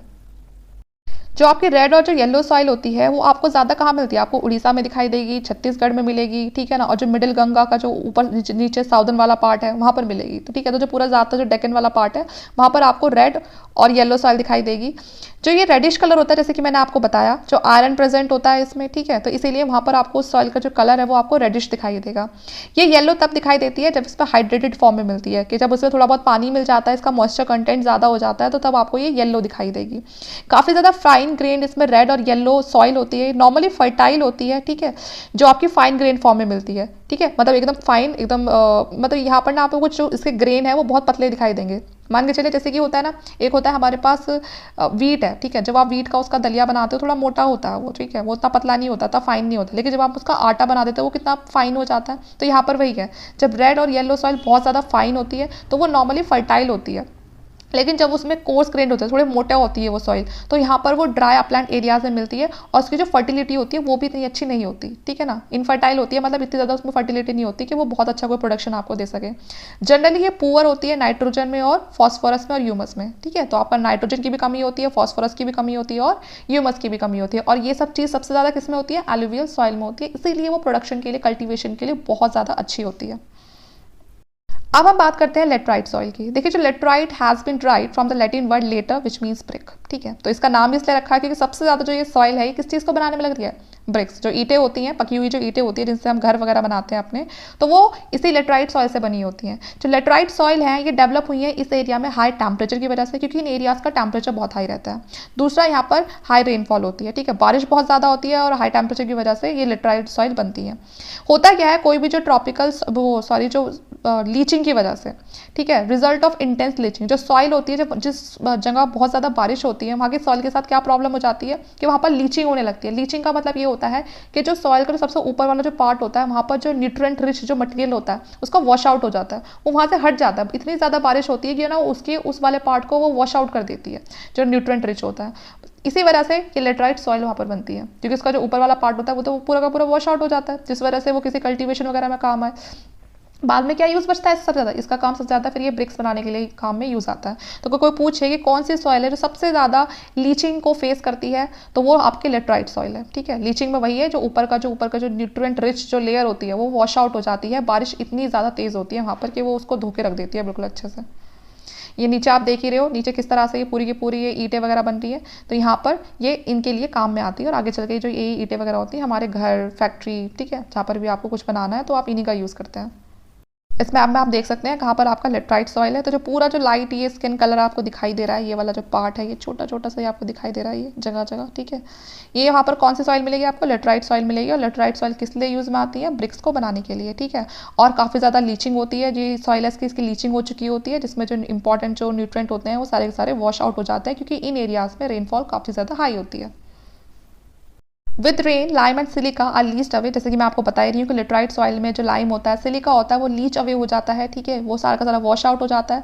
सॉइल रिच होती है सिर्फ किस चीज़ में, आयरन ऑक्साइड में और एल्यूमिनियम में। आयरन ऑक्साइड काफ़ी अच्छा होता है, एल्यूमिनियम काफ़ी अच्छा होता है, क्योंकि यही बचता है बाद में, उसमें जो अच्छे काम की चीज़ें होती है वो सारी निकल जाती है। जो ह्यूमस कंटेंट होता है सॉइल का वो तो बहुत ही जल्दी रिमूव हो जाता है बाय बैक्टीरिया की वजह से, मतलब जो बैक्टीरिया की वजह से, and thrive well in a high temperature, और कुछ हाई टेम्परेचर की वजह से। जो सॉइल होती है वो बहुत ज़्यादा पुअर होती है ऑर्गेनिक मैटर में, अगर हम बात करें कि ऑर्गेनिक मैटर कितना प्रेजेंट है उसमें, तो उसमें वो बहुत ज़्यादा पुअर होती है। नाइट्रोजन भी कुछ नहीं होता उसमें, फॉस्फेट भी नहीं होता है, कैल्शियम भी नहीं होता है, काफ़ी ज़्यादा होता भी है तो बहुत ही कम मात्रा में होता है। और आयरन ऑक्साइड और पोटेश यहाँ पर भर भर के मिल जाएगा आपको, ठीक है, वो आपको एक्सेस से मिल जाएगा, ठीक है। तो यहाँ पर क्या क्या नहीं है, ऑर्गेनिक मैटर नहीं है, नाइट्रोजन नहीं है, फॉस्फेट नहीं है, कैल्शियम नहीं है, ठीक है, और ह्यूमस भी गायब है, ठीक है। लाइम, सिलिका, यहाँ पे सब यहाँ पर लीचिंग हो जाती है सबकी। कुछ बचता है तो बस क्या, आयरन ऑक्साइड और पोटेश बचता है आपका। जो लेटराइट होता है वो इसी वजह से, आप जब उसमें ना नाइट्रोजन है ना फॉस्फेट है, ठीक है, इसी वजह से वो क्या होता है, वो कल्टीवेशन के लिए सुटेबल नहीं होता है, ठीक है। यहाँ पर भी क्या करना पड़ता है आपको, जो मैन्योर है, फर्टिलाइजर है, उनकी ज़रूरत पड़ेगी, क्योंकि भाई जिस सॉइल को जो फर्टाइल नहीं होता हम उसको क्या बनाते हैं, हम खुद से उसको फर्टाइल बनाते हैं। और खुद से उसको फर्टाइल कैसे बनाएंगे, उसमें या तो मैन्योर ऐड करना पड़ेगा या फिर फर्टिलाइजर ऐड करना पड़ेगा। तो इस वजह से जो वहाँ की जो सॉइल है वो कल्टीवेशन करने लायक बनती है जब हम उसमें फर्टिलाइजर वगैरह ऐड करते हैं। जो रेड जो लेटराइट सॉइल है वो आपको बेसिकली तमिलनाडु, आंध्र प्रदेश, केरला, वहाँ पर देखने के लिए मिलती है। और सबसे ज़्यादा इसमें जो उगाया जाता है, जो सबसे जो इंपॉर्टेंट ट्री क्रॉप्स वगैरह है वो है कैशनट, ठीक है ना, जो काजू होता है, काजू की खेती होती है लेटराइट सॉइल में। तो सिर्फ लेटराइट सॉइल सिर्फ दो ही चीज़ों के लिए फेमस है, एक तो यहाँ पर ईंटें बनती हैं, ब्रिक्स बनते हैं, और दूसरे ये यहाँ पर ही काजू होते हैं। तो काजू के लिए जो सबसे ज़्यादा जो इंपॉर्टेंट होती है वो हमारी रेड लेटराइट सॉइल ही होती है, ठीक है। जो लेटराइट सॉइल होती है, दूसरा ये मैंने आपको बता ही दिया है, ब्रिक्स बनती हैं जो हम घर वगैरह में यूज़ करते हैं। And these soil have mainly develop in the higher areas of the peninsula plateau. Peninsula plateau में ये सॉइल आपको मिलेगी ज़रूर, लेकिन वहाँ पर जो हायर एरियाज पे है, थोड़े जो ऊपर जाके थोड़े ऊंचे पे हैं, जो वहाँ पर आपको मिलेगी लेटराइट सॉइल। यहाँ पर बता रखा है कहाँ कहाँ पर, देखिए, जैसे कि कर्नाटका हो गया, केरला हो गया, तमिलनाडु हो गया, मध्य प्रदेश हो गया, ठीक है। और दूसरे जो उड़ीसा, जो असम के जो हिली एरियाज हैं, यहाँ पर आपको लेटराइट सॉइल देखने के लिए मिलेगी, ठीक है। तो लेटराइट सॉइल में क्या क्या इंपॉर्टेंट पड़ा, एक तो ब्रिक्स बनती हैं इसी की, दूसरा जो कैशनट होता है, काजू की खेती यहीं पर हो रही है, ठीक है। तीसरा पॉइंट है कि पेनिनसुला प्लेटू में मिलती ज़रूर है, लेकिन थोड़े हायर एरियाज में मिलती है। अब बात करते हैं नेक्स्ट सॉइल की, जो हमारी एराइट सॉइल है। देखिए ये ऐसी होती है, यहाँ पर पानी की बहुत ज़्यादा कमी होती है, इस वजह से इसका red to brown in colour हमें देखने के लिए मिलेगी, ठीक है। रेड कलर से लेकर ब्राउन कलर तक के बीच में हमें इसका कलर देखने के लिए मिलेगा। बात करें इसके नेचर की तो काफ़ी ज़्यादा सैंडी होती है और सेलाइन होती है, ठीक है। सेलाइन हम क्यों होती है वो सब भी देखेंगे। सॉल्ट कंटेंट इसीलिए काफ़ी ज़्यादा हाई होता है यहाँ का, यहाँ पर आपको जो सॉल्ट कंटेंट है सॉइल का वो बहुत ज़्यादा होता है। Common salt is obtained by evaporating the saline water, ठीक है। यहाँ हमें जो आसपास पानी भी मिलता है ना वो भी इतना सेलाइन होता है कि अगर आप उस पानी को इवेपोरेट करोगे तो अच्छा खासा बाद में आपको सॉल्ट मिल जाएगा। तो इतना ज़्यादा यहाँ का सॉल्टी नेचर होता है सॉइल का। तो यहाँ ये जो आपके सामने मैप है इसमें आपको पता चल जाएगा जो एरिड सॉइल है वो आपकी कहाँ पर है। तो जो आप पूरा का पूरा आप ये एरिया देख रहे हैं ना ज़्यादातर ये वाला, ठीक है। यहाँ पर ये आपकी वही सॉइल है, ठीक है, जिसके बारे में हम आगे पढ़ेंगे। पूरी की पूरी एरिड सॉइल, यहाँ पर क्या होता है सेलाइन नेचर होता है काफ़ी ज़्यादा सॉइल का, और यहाँ पर जो मॉइस्चर कंटेंट होता है सॉइल के पास वो तो बिल्कुल मतलब होता है लेकिन बहुत ज़्यादा कम होता है, ठीक है। तो ये भी ज़्यादा सुटेबल नहीं होती है एग्रीकल्चर वगैरह के लिए। अब इसके बारे में पढ़ते हैं। देखिए यहाँ का जो क्लाइमेट होता है ना वो बहुत ज़्यादा ड्राई होता है, टेम्परेचर बहुत ज़्यादा हाई होता है, ठीक है। इस वजह से यहाँ पर जो इवेपोरेशन है वो क्या होती है, एक्सेलरेट हो जाती है। अब मान चलिए कहीं पर बहुत ज़्यादा गर्मी है तो इवेपोरेशन बहुत जल्दी होती है। जब इवेपोरेशन बहुत ज़्यादा होती है तो यहाँ पर मॉइस्चर कंटेंट में क्या होता है, कमी आ जाती है, ह्यूमस में कमी आ जाती है। तो मॉइस्चर और ह्यूमस आपको यहाँ पर बहुत कम देखने के लिए मिलेगा। नाइट्रोजन भी बहुत ज़्यादा इनसफिशियंट मात्रा में होता है। फॉस्फेट कंटेंट यहाँ पर नॉर्मल होता है, वो थोड़ा ठीक ठाक आपको मिल जाता है। Lower horizon of soil are occupied by the kankar layer वगैरह। तो जो लोअर होरिजन होता है सॉइल का वहाँ ज़्यादातर आपको कंकड़ वगैरह ही दिखाई देंगे उस लेयर में, जिस वजह से जो कैल्शियम कंटेंट होता है वो काफ़ी ज़्यादा कंटेंट क्या होता है, इंक्रीज हो जाता है। नीचे का जो कैल्शियम कंटेंट है वो नीचे की तरफ बहुत ज़्यादा बढ़ जाता है।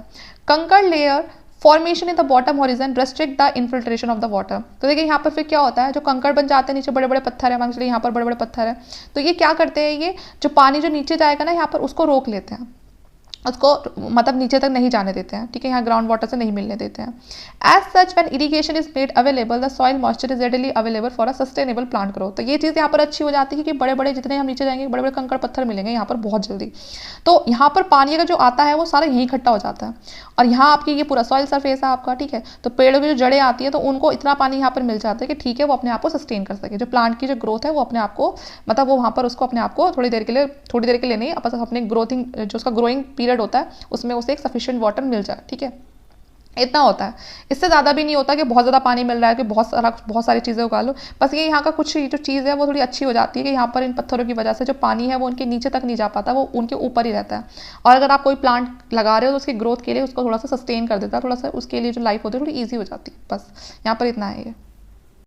जो arid soils are characteristically developed in western Rajasthan, सबसे ज़्यादा आपको ये जो वेस्टर्न जो राजस्थान है वहाँ पर देखने के लिए मिलेगी, ठीक है ना, क्योंकि वहाँ की जो ज़्यादातर जो टॉपोग्राफी है वो सारी ये जो रेतीली मिट्टी होती है बिल्कुल इस तरह की है।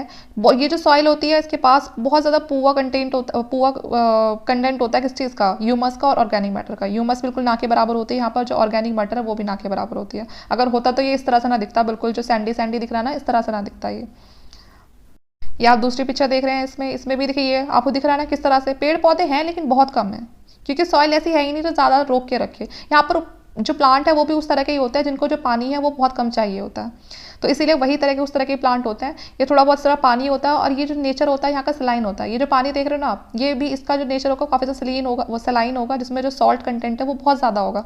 अगर आप इसे इवेपोरेट करोगे तो यहाँ से आपको अच्छा खासा सॉल्ट मिल जाएगा, ठीक है। अब हमारी जो नेक्स्ट सॉइल है वो है हमारी सेलाइन सॉइल, ठीक है ना। इसको हम उसारा सॉइल ही बोलते हैं। उसारा मैंने आपको बताया था ना क्या होता है। देखिए अगर इसको उसारा नहीं बोलते कुछ और बोलते तो आप प्लीज़ अपने हिसाब से समझ लीजिएगा, ठीक है। तो यहाँ पर जो ये सॉइल होती है बेसिकली हम इसे इसलिए पढ़ रहे हैं क्योंकि ये जो सॉइल होती है इसमें ना सॉल्ट बहुत ज़्यादा प्रेजेंट होता है, ठीक है। सॉल्टी होता है, नेचर हम कहेंगे सॉल्टी होता है बहुत ज़्यादा, ठीक है। इनफर्टाइल होती है, इनफर्टाइल इसीलिए क्योंकि सॉल्ट का ज़्यादा नेचर होता है कि किसी क्रॉप को होने ही नहीं देता है। इसके बाद जो सबसे ज़्यादा जो पार्ट ऑफ मतलब प्रपोर्शन की बात करें, कंपोजिशन की बात करें इसकी, तो सबसे ज़्यादा सोडियम होता है, पोटेशियम होता है, मैग्नीशियम होता है, और इनफर्टाइल होती है, किसी भी वेजिटेशन ग्रोथ को सपोर्ट नहीं करती है। आप ये जो पिक्चर में जो वाइट देख रहे हो ना, ये कुछ और नहीं बल्कि ये सॉल्ट है। कि मान के चलिए यहाँ का जो यहाँ जो इसके आसपास सॉइल के आसपास जो पानी भी होता है ना वो भी बहुत सॉल्टी नेचर होता है उसका। कि यहाँ पर अगर पानी यहाँ पर दिया होगा तो पानी तो नीचे चला गया, ग्राउंड वाटर चला गया, ऊपर क्या छोड़ गया, ये सारा सॉल्ट छोड़ गया। तो आप लगा सकते हैं कि इस एरिया के आसपास कितना ज़्यादा जो सॉल्टी नेचर है, ठीक है। इस सॉइल की अगर स्ट्रक्चर रेंज की बात करें तो ये थोड़ी सैंडी से लेकर लोमी तक होती है, कि मतलब शुरू में थोड़ी रेतीली सी होती है, फिर धीरे धीरे चिकनी सी होती चली जाती है, ठीक है। आपको ऐसी भी दिखाई देगी। कैल्शियम भी प्रेजेंट होता है इसके अंदर। जो सैलिन जो सॉइल होती है यहाँ पर काफ़ी ज़्यादा ये आपको दिखाई देगी वेस्टर्न गुजरात में, ठीक है, और जो ईस्टर्न कोस्ट डेल्टा होता है वहाँ पर। ठीक है। तो ये कोस्ट पे क्यों मिल रही है? ये कोस्ट पे इसलिए मिल रही है, हम सबको पता है, जैसे कि मान के चलिए ये पूरा हमारा सी वाला एरिया, ये पूरी आपको पता है ये पूरा का पूरा तो सी वाला एरिया ना हमारा, ये अरेबियन सी आ रही है। तो जैसे ही जब ये इन एरियाज पे आती है, मान लीजिए बहुत एक ऊंची सी लहर आ रही है, ठीक है, या फिर जो समुद्र का जो पानी है वो बढ़ गया, तो वो बढ़ के कहाँ गया? थोड़ा सा लैंड पे तो आएगा ना भाई, इस वाले एरिया पर थोड़ा बहुत तो आएगा ना। ऐसा तो है नहीं कि उसने कोई बिल्कुल फिक्स कर रखा है कि नहीं इससे आगे मुझे आना ही नहीं है, थोड़ा बहुत वो लैंड पर भी आता है उसका पार्ट। अभी तो वो लैंड पे आ गया, ठीक है। अब जब उसका जो पानी का जो लेवल है वो जो कम होगा तो वापस भी तो जाएगा, समुद्र है वो वापस जाएगा, लेकिन वो क्या छोड़ जाएगा यहाँ पर? वो यहाँ पर सॉल्ट छोड़ जाएगा, क्योंकि जब वो यहाँ पर आएगा या मतलब यहाँ पर आ गया, अब वो इवेपोरेट भी तो होगा। जब वो इवेपोरेट हो जाएगा, यहाँ वाला जो पानी है वो इवेपोरेट हो जाएगा, तो क्या होगा? बाद में बहुत सारा सॉल्ट बचेगा। तो इसकी वजह से जो कोस्टल लाइन होती है क्या हो जाती है? काफ़ी ज़्यादा यहाँ पर ये सलाइन हो जाती है, ठीक है। तो यहाँ पर ये थोड़ा है कि इसीलिए जो हमारे कोस्ट वाले पार्ट होते हैं वहाँ पर थोड़ा हमें सलाइन सॉइल देखने के लिए मिलती है। They lack in nitrogen and in Sundarban areas of the West Bengal. तो ये इसमें नाइट्रोजन नहीं होता है, ठीक है ना। आसपास के जो एरिया है वेस्ट बंगाल में, जो सुंदरबन वाला एरिया, वहाँ पर इस तरह की सॉइल मिलती है और उनमें नाइट्रोजन नहीं होता। सुंदरबन में भी क्यों होता है कि सुंदरबन में भी किसका पानी आ रहा है? वो भी सी से जुड़ा हुआ है, तो वहाँ पर जो सी का पानी आता है तो वो इवापोरेट होता है, तो वहाँ पर वो क्या छोड़ देता है? हम सबको पता है समुद्र का पानी कैसा, सॉल्टी वाटर है, ठीक है। तो इसीलिए वहाँ पर वो जो पानी आता है वो इवेपोरेट हो जाता है, तो वो अपने बाद में क्या छोड़ जाता है? सॉल्ट छोड़ जाता है। रन ऑफ कच्छ का भी यही है कि जो साउथ वेस्ट जब मानसून आता है, ठीक है, तो वो अपने साथ बहुत सारा सॉल्ट के पार्टिकल्स लेकर आता है। हम सबको पता है बारिश कहाँ से होती है? यहाँ से होती है। जब वो यहाँ से आता है ये पानी का लेवल बढ़ जाता है, यहाँ पर लेवल कहाँ बढ़ जाता है? थोड़ा लैंड के ऊपर बढ़ जाता है, पानी इवेपोरेट होगा, क्या होगा? वहाँ पर सॉल्ट बच जाएगा बाद में, ठीक है। Sea water intrusions in the deltas promote the occurrence of the saline water. तो वही मैंने आपको बताया, जो डेल्टास वगैरह होते हैं वो भी सी वाटर के आसपास वाला एरिया होता है, तो इसलिए वहाँ पर भी सलाइन सॉइल हमें मिल जाती है। They have more salt largely because of dry climate and poor drainage. यहाँ पर जो सॉल्ट कंटेंट होता है वो बहुत ज़्यादा होता है, क्योंकि ड्राई क्लाइमेट होता है, तो इसलिए इवेपोरेशन बहुत ज़्यादा होता है। इवेपोरेशन होगा तो बाद में क्या बचेगा? पानी में जो पानी में प्रेजेंट है वही तो बचेगा। पानी में क्या प्रेजेंट है? सॉल्ट प्रेजेंट है, तो वो बच जाता है। पुअर ड्रेनेज होता है ना, पानी एक जगह इकट्ठा सा रहता है थोड़ा। इस तरह का जो होता है, ये आपको जो एराइड होता है या फिर जो सेमी एराइड जो रीजन होते हैं जहाँ पर पानी की बड़ी कमी होती है, ठीक है, वहाँ पर पानी वाटर लॉक्ड रुक जाता है, ठीक है ना। जो सैम्पी एरियाज होते हैं वहाँ पर पानी रुक जाता है, तो पानी इसलिए वहीं का वहीं वो इवेपोरेट होता है और जो चीज़ें हैं वहीं छोड़ देता है। वो पानी ऐसा नहीं होता कि वो बह रहा है कहीं, है ना, एक जगह कांस्टेंट रहता है। तो इसीलिए वहाँ पर क्या होता है, ये जो सॉल्ट है वो आपको, अगर पानी इवेपोरेट हो जाता है तो वहाँ आपको सॉल्ट कंटेंट अच्छा खासा मिल जाएगा उस जगह पे, ठीक है। In the areas of intensive cultivation with excessive use of irrigation, especially in areas of green revolution। देखो होता क्या है, आपको पता है 1966 में, 1966 और 67 में क्या शुरू किया गया था? ग्रीन रेवोल्यूशन लाया गया था। अब जब ग्रीन रेवोल्यूशन लाया गया, बहुत सारी फसलें लगाई गई, खासकर इसमें हमारा चावल और गेहूं वगैरह था, तो इरीगेशन भी दिया गया। भाई इरीगेशन सिस्टम तो बेटर करना पड़ेगा, फिर पानी दिया गया। जब पानी दिया, इतना ज़्यादा पानी दे दिया कि फिर क्या हुआ, उस वजह से जो सॉइल थी वो इनफर्टाइल हो गई। किस वजह से? क्योंकि जो पानी था उसमें क्या प्रेजेंट था? उसमें सॉल्ट प्रेजेंट था, ठीक है, और पानी तो दे दिया, बाद में जब उसका जो अंदर का जो उस पानी के अंदर की जो वो है सॉल्ट है, वो किसमें मिक्स हो गया? वो तो हमारा सॉइल में मिक्स हो गया ना। तो इसी वजह से उससे सॉइल को काफ़ी नुकसान हुआ। जो सॉइल का इस तरह से ग्रीन रेवोल्यूशन के चक्कर में फसल तो बहुत अच्छी हो रही थी, प्रोडक्शन हमारे पास बहुत ज़्यादा आ रहा था, लेकिन जो नुकसान है वो किसको पहुंच रहा था? वो सॉइल को नुकसान पहुंच रहा था। अगर हम ज़्यादा मात्रा में हम इरीगेशन कर देते हैं, बहुत ज़्यादा इरीगेशन को हम यूज़ करते हैं ड्राई क्लाइमेटिक कंडीशन में, क्योंकि वहाँ पर क्या होता है, गर्मी होती है। अब गर्मियों में क्या करते हैं, बारिश नहीं हो रही है तो हम इरीगेशन बहुत ज़्यादा, हम ना पानी की सप्लाई बढ़ा देते हैं, ठीक है। Capillary action which result in the deposition of the salt on the top layer of the soil. देखिए एक चीज़ तो होती है हम खुद से पानी दे रहे हैं, ठीक है, तो वो पानी पे कुछ ना कुछ तो सॉल्ट होता ही है, तो वो क्या करता है, पानी नीचे पहुंच जाता है ग्राउंड वाटर में और ऊपर वो सॉल्ट कंटेंट रह जाता है, तो उससे भी सॉइल खराब होती है। एक क्या हो रहा है हमारा, अब जो ग्राउंड वाटर में से आ रहा है, और जो ग्राउंड वाटर होता है उसमें भी कुछ ना कुछ सॉइल कंटेंट प्रेजेंट होता है, ऐसा तो है नहीं वो बिल्कुल एकदम प्योर होकर नीचे चला गया। अब यहाँ पर देखिए क्या होता है, मान के चलिए ये हमारा सॉइल की लेयर है, ठीक है, यहाँ पर ही हमारा ये ग्राउंड वाटर है, यहाँ पर ही ग्राउंड वाटर है आपका, ठीक है। कैपिलरी एक्शन से क्या होता है, ये बीच में आपकी सॉइल प्रेजेंट है, ये आपकी सॉइल है, ठीक है। यहाँ से पानी थोड़ा बहुत तो जाता ही है ना, जो जड़ें वगैरह लेके जाती है, जाएगा, ठीक है, यहाँ पर जाएगा ये, ठीक है। ये पानी तो ऊपर चला गया, ग्राउंड वाटर चला गया, ठीक है, इसने दे दिया पेड़ों को, ठीक है। अब क्या होता है, ये प्लांट, ये भी तो क्या होता है ऊपर जाके, ये भी तो इवेपोरेट होगा ना, ये भी तो इवेपोरेट हो जाता है। क्या छोड़ देता है, ये भी जो सलाइन, वो जो सॉल्टी नेचर होता है उसके वाटर का, उस सॉल्ट को ये भी ऊपर छोड़ देता है, ठीक है। तो इस तरह से जो हमारे जो सेमी एराइड जो एरियाज होते हैं, जो फिर एराइड एरियाज होते हैं, उनमें ज़्यादा इरीगेशन की वजह से, इस कैपिलरी एक्शन की वजह से ग्राउंड वाटर भी ऊपर जा रहा है, ठीक है, तो वहाँ पर उस पानी की जो मात्रा वो इतनी ज़्यादा बढ़ जाती है और इवेपोरेशन बहुत ज़्यादा होता है, क्योंकि ड्राई क्लाइमेटिक कंडीशन होती है, तो सॉल्ट इकट्ठा होने लगता है वहाँ पर। इस वजह से वो जो एरिया है वो इतना ज़्यादा फर्टाइल नहीं रहता किसी भी कल्टीवेशन या किसी भी चीज़ को उगाने के लिए, ठीक है। इन सच एरियाज, ये कौन कौन से एरियाज होते हैं बेसिकली, ये पंजाब, हरियाणा, ठीक है। तो वहाँ के जो फार्मर है उनको एडवाइस किया जाता है कि उस सॉइल की सैलिनिटी को खत्म करने के लिए, जो उसमें सैलिनिटी जो नेचर आ गया है सॉल्ट वाला, उस प्रॉब्लम को सॉल्व करने के लिए जिप्सम यूज़ करो। अगर आप किसी भी सॉइल में जिप्सम डालते हो तो जो उसका सॉल्टी नेचर होता है सॉइल का, जो सैलिनिटी होती है सॉइल के अंदर, वो खत्म हो जाती है। तो ये याद रखना, ये क्वेश्चन काफ़ी बार पूछा जाता है घुमा फिरा के कि सॉइल की सैलिनिटी को खत्म करने के लिए हमें क्या ऐड करना चाहिए। तो हमें क्या ऐड करना चाहिए, हमें उसमें जिप्सम ऐड करना चाहिए। अब हम बात करते हैं पिटी सॉइल की। देखिए पिटी सॉइल कौन सा होता है, इन वाले एरियाज में बहुत ज़्यादा हैवी रेनफॉल होती है और बहुत ज़्यादा हाई ह्यूमिडिटी होती है, ठीक है। उमस भी बहुत ज़्यादा होती है और बारिश भी एकदम लगातार होती है। तो ये जो अब देखिए, अब जो बारिश भी हो रही है, उमस भी है, मतलब ह्यूमिडिटी भी है ना, मतलब जो वाटर वेपर्स है वो हमारे एटमॉस्फेयर में अच्छी खासी प्रेजेंट है। तो ये फेवरेट होता है किसका, गुड ग्रोथ ऑफ वेजिटेशन का। अगर आपको वेजिटेशन करानी है तो उसके लिए तो मतलब ये उसका फेवरेट वाला क्लाइमेट मान के चलिए आप। लार्ज क्वांटिटी मिलेगी आपको यहाँ पर किस चीज़ की, जो डेड ऑर्गेनिक मैटर होते हैं वो यहाँ पर बहुत ज़्यादा मात्रा में एक्यूमुलेट हो जाते हैं, इकट्ठा हो जाते हैं किसी भी एरिया में। अब यहाँ पर डेड ऑर्गेनिक मैटर भी ज़्यादा है, तो इससे क्या होगा, ह्यूमस हमारी रिच हो जाएगी। क्योंकि ह्यूमस हमारी बनी किस चीज़ की होती है, जो हमारा डिके होता है प्लांट और एनिमल्स का, ठीक है। तो यहाँ पर उसे रिच ह्यूमस में कन्वर्ट कर देता है वो, इसीलिए यहाँ पर जो ऑर्गेनिक कंटेंट होता है सॉइल के अंदर काफ़ी अच्छी मात्रा में होता है। ह्यूमस भी रिच होती है, ठीक है, हैवी रेनफॉल हो रही है, हाई ह्यूमिडिटी है, तो इसीलिए गुड ग्रोथ ऑफ वेजिटेशन यहाँ पर पॉसिबल होती है। ऑर्गेनिक मैटर की बात करें तो यहाँ पर कितना मिलता है किसी भी सॉइल में, जो इस सॉइल में जो प्रेजेंट होता है वो आपका 40 से 50% यहाँ पर ऑर्गेनिक मैटर प्रेजेंट होता है आपका सॉइल में। तो ये जो नॉर्मली जो ये सॉइल्स होती हैं ये काफ़ी हैवी और ब्लैक इन कलर, ठीक है ना, तो काफ़ी दिखने में ब्लैक होती हैं और काफ़ी हैवी सी होती हैं। ये नीचे आपको दिख रहा है इस तरह से होती है ये, ठीक है, आपकी जो पिटी सॉइल होती है।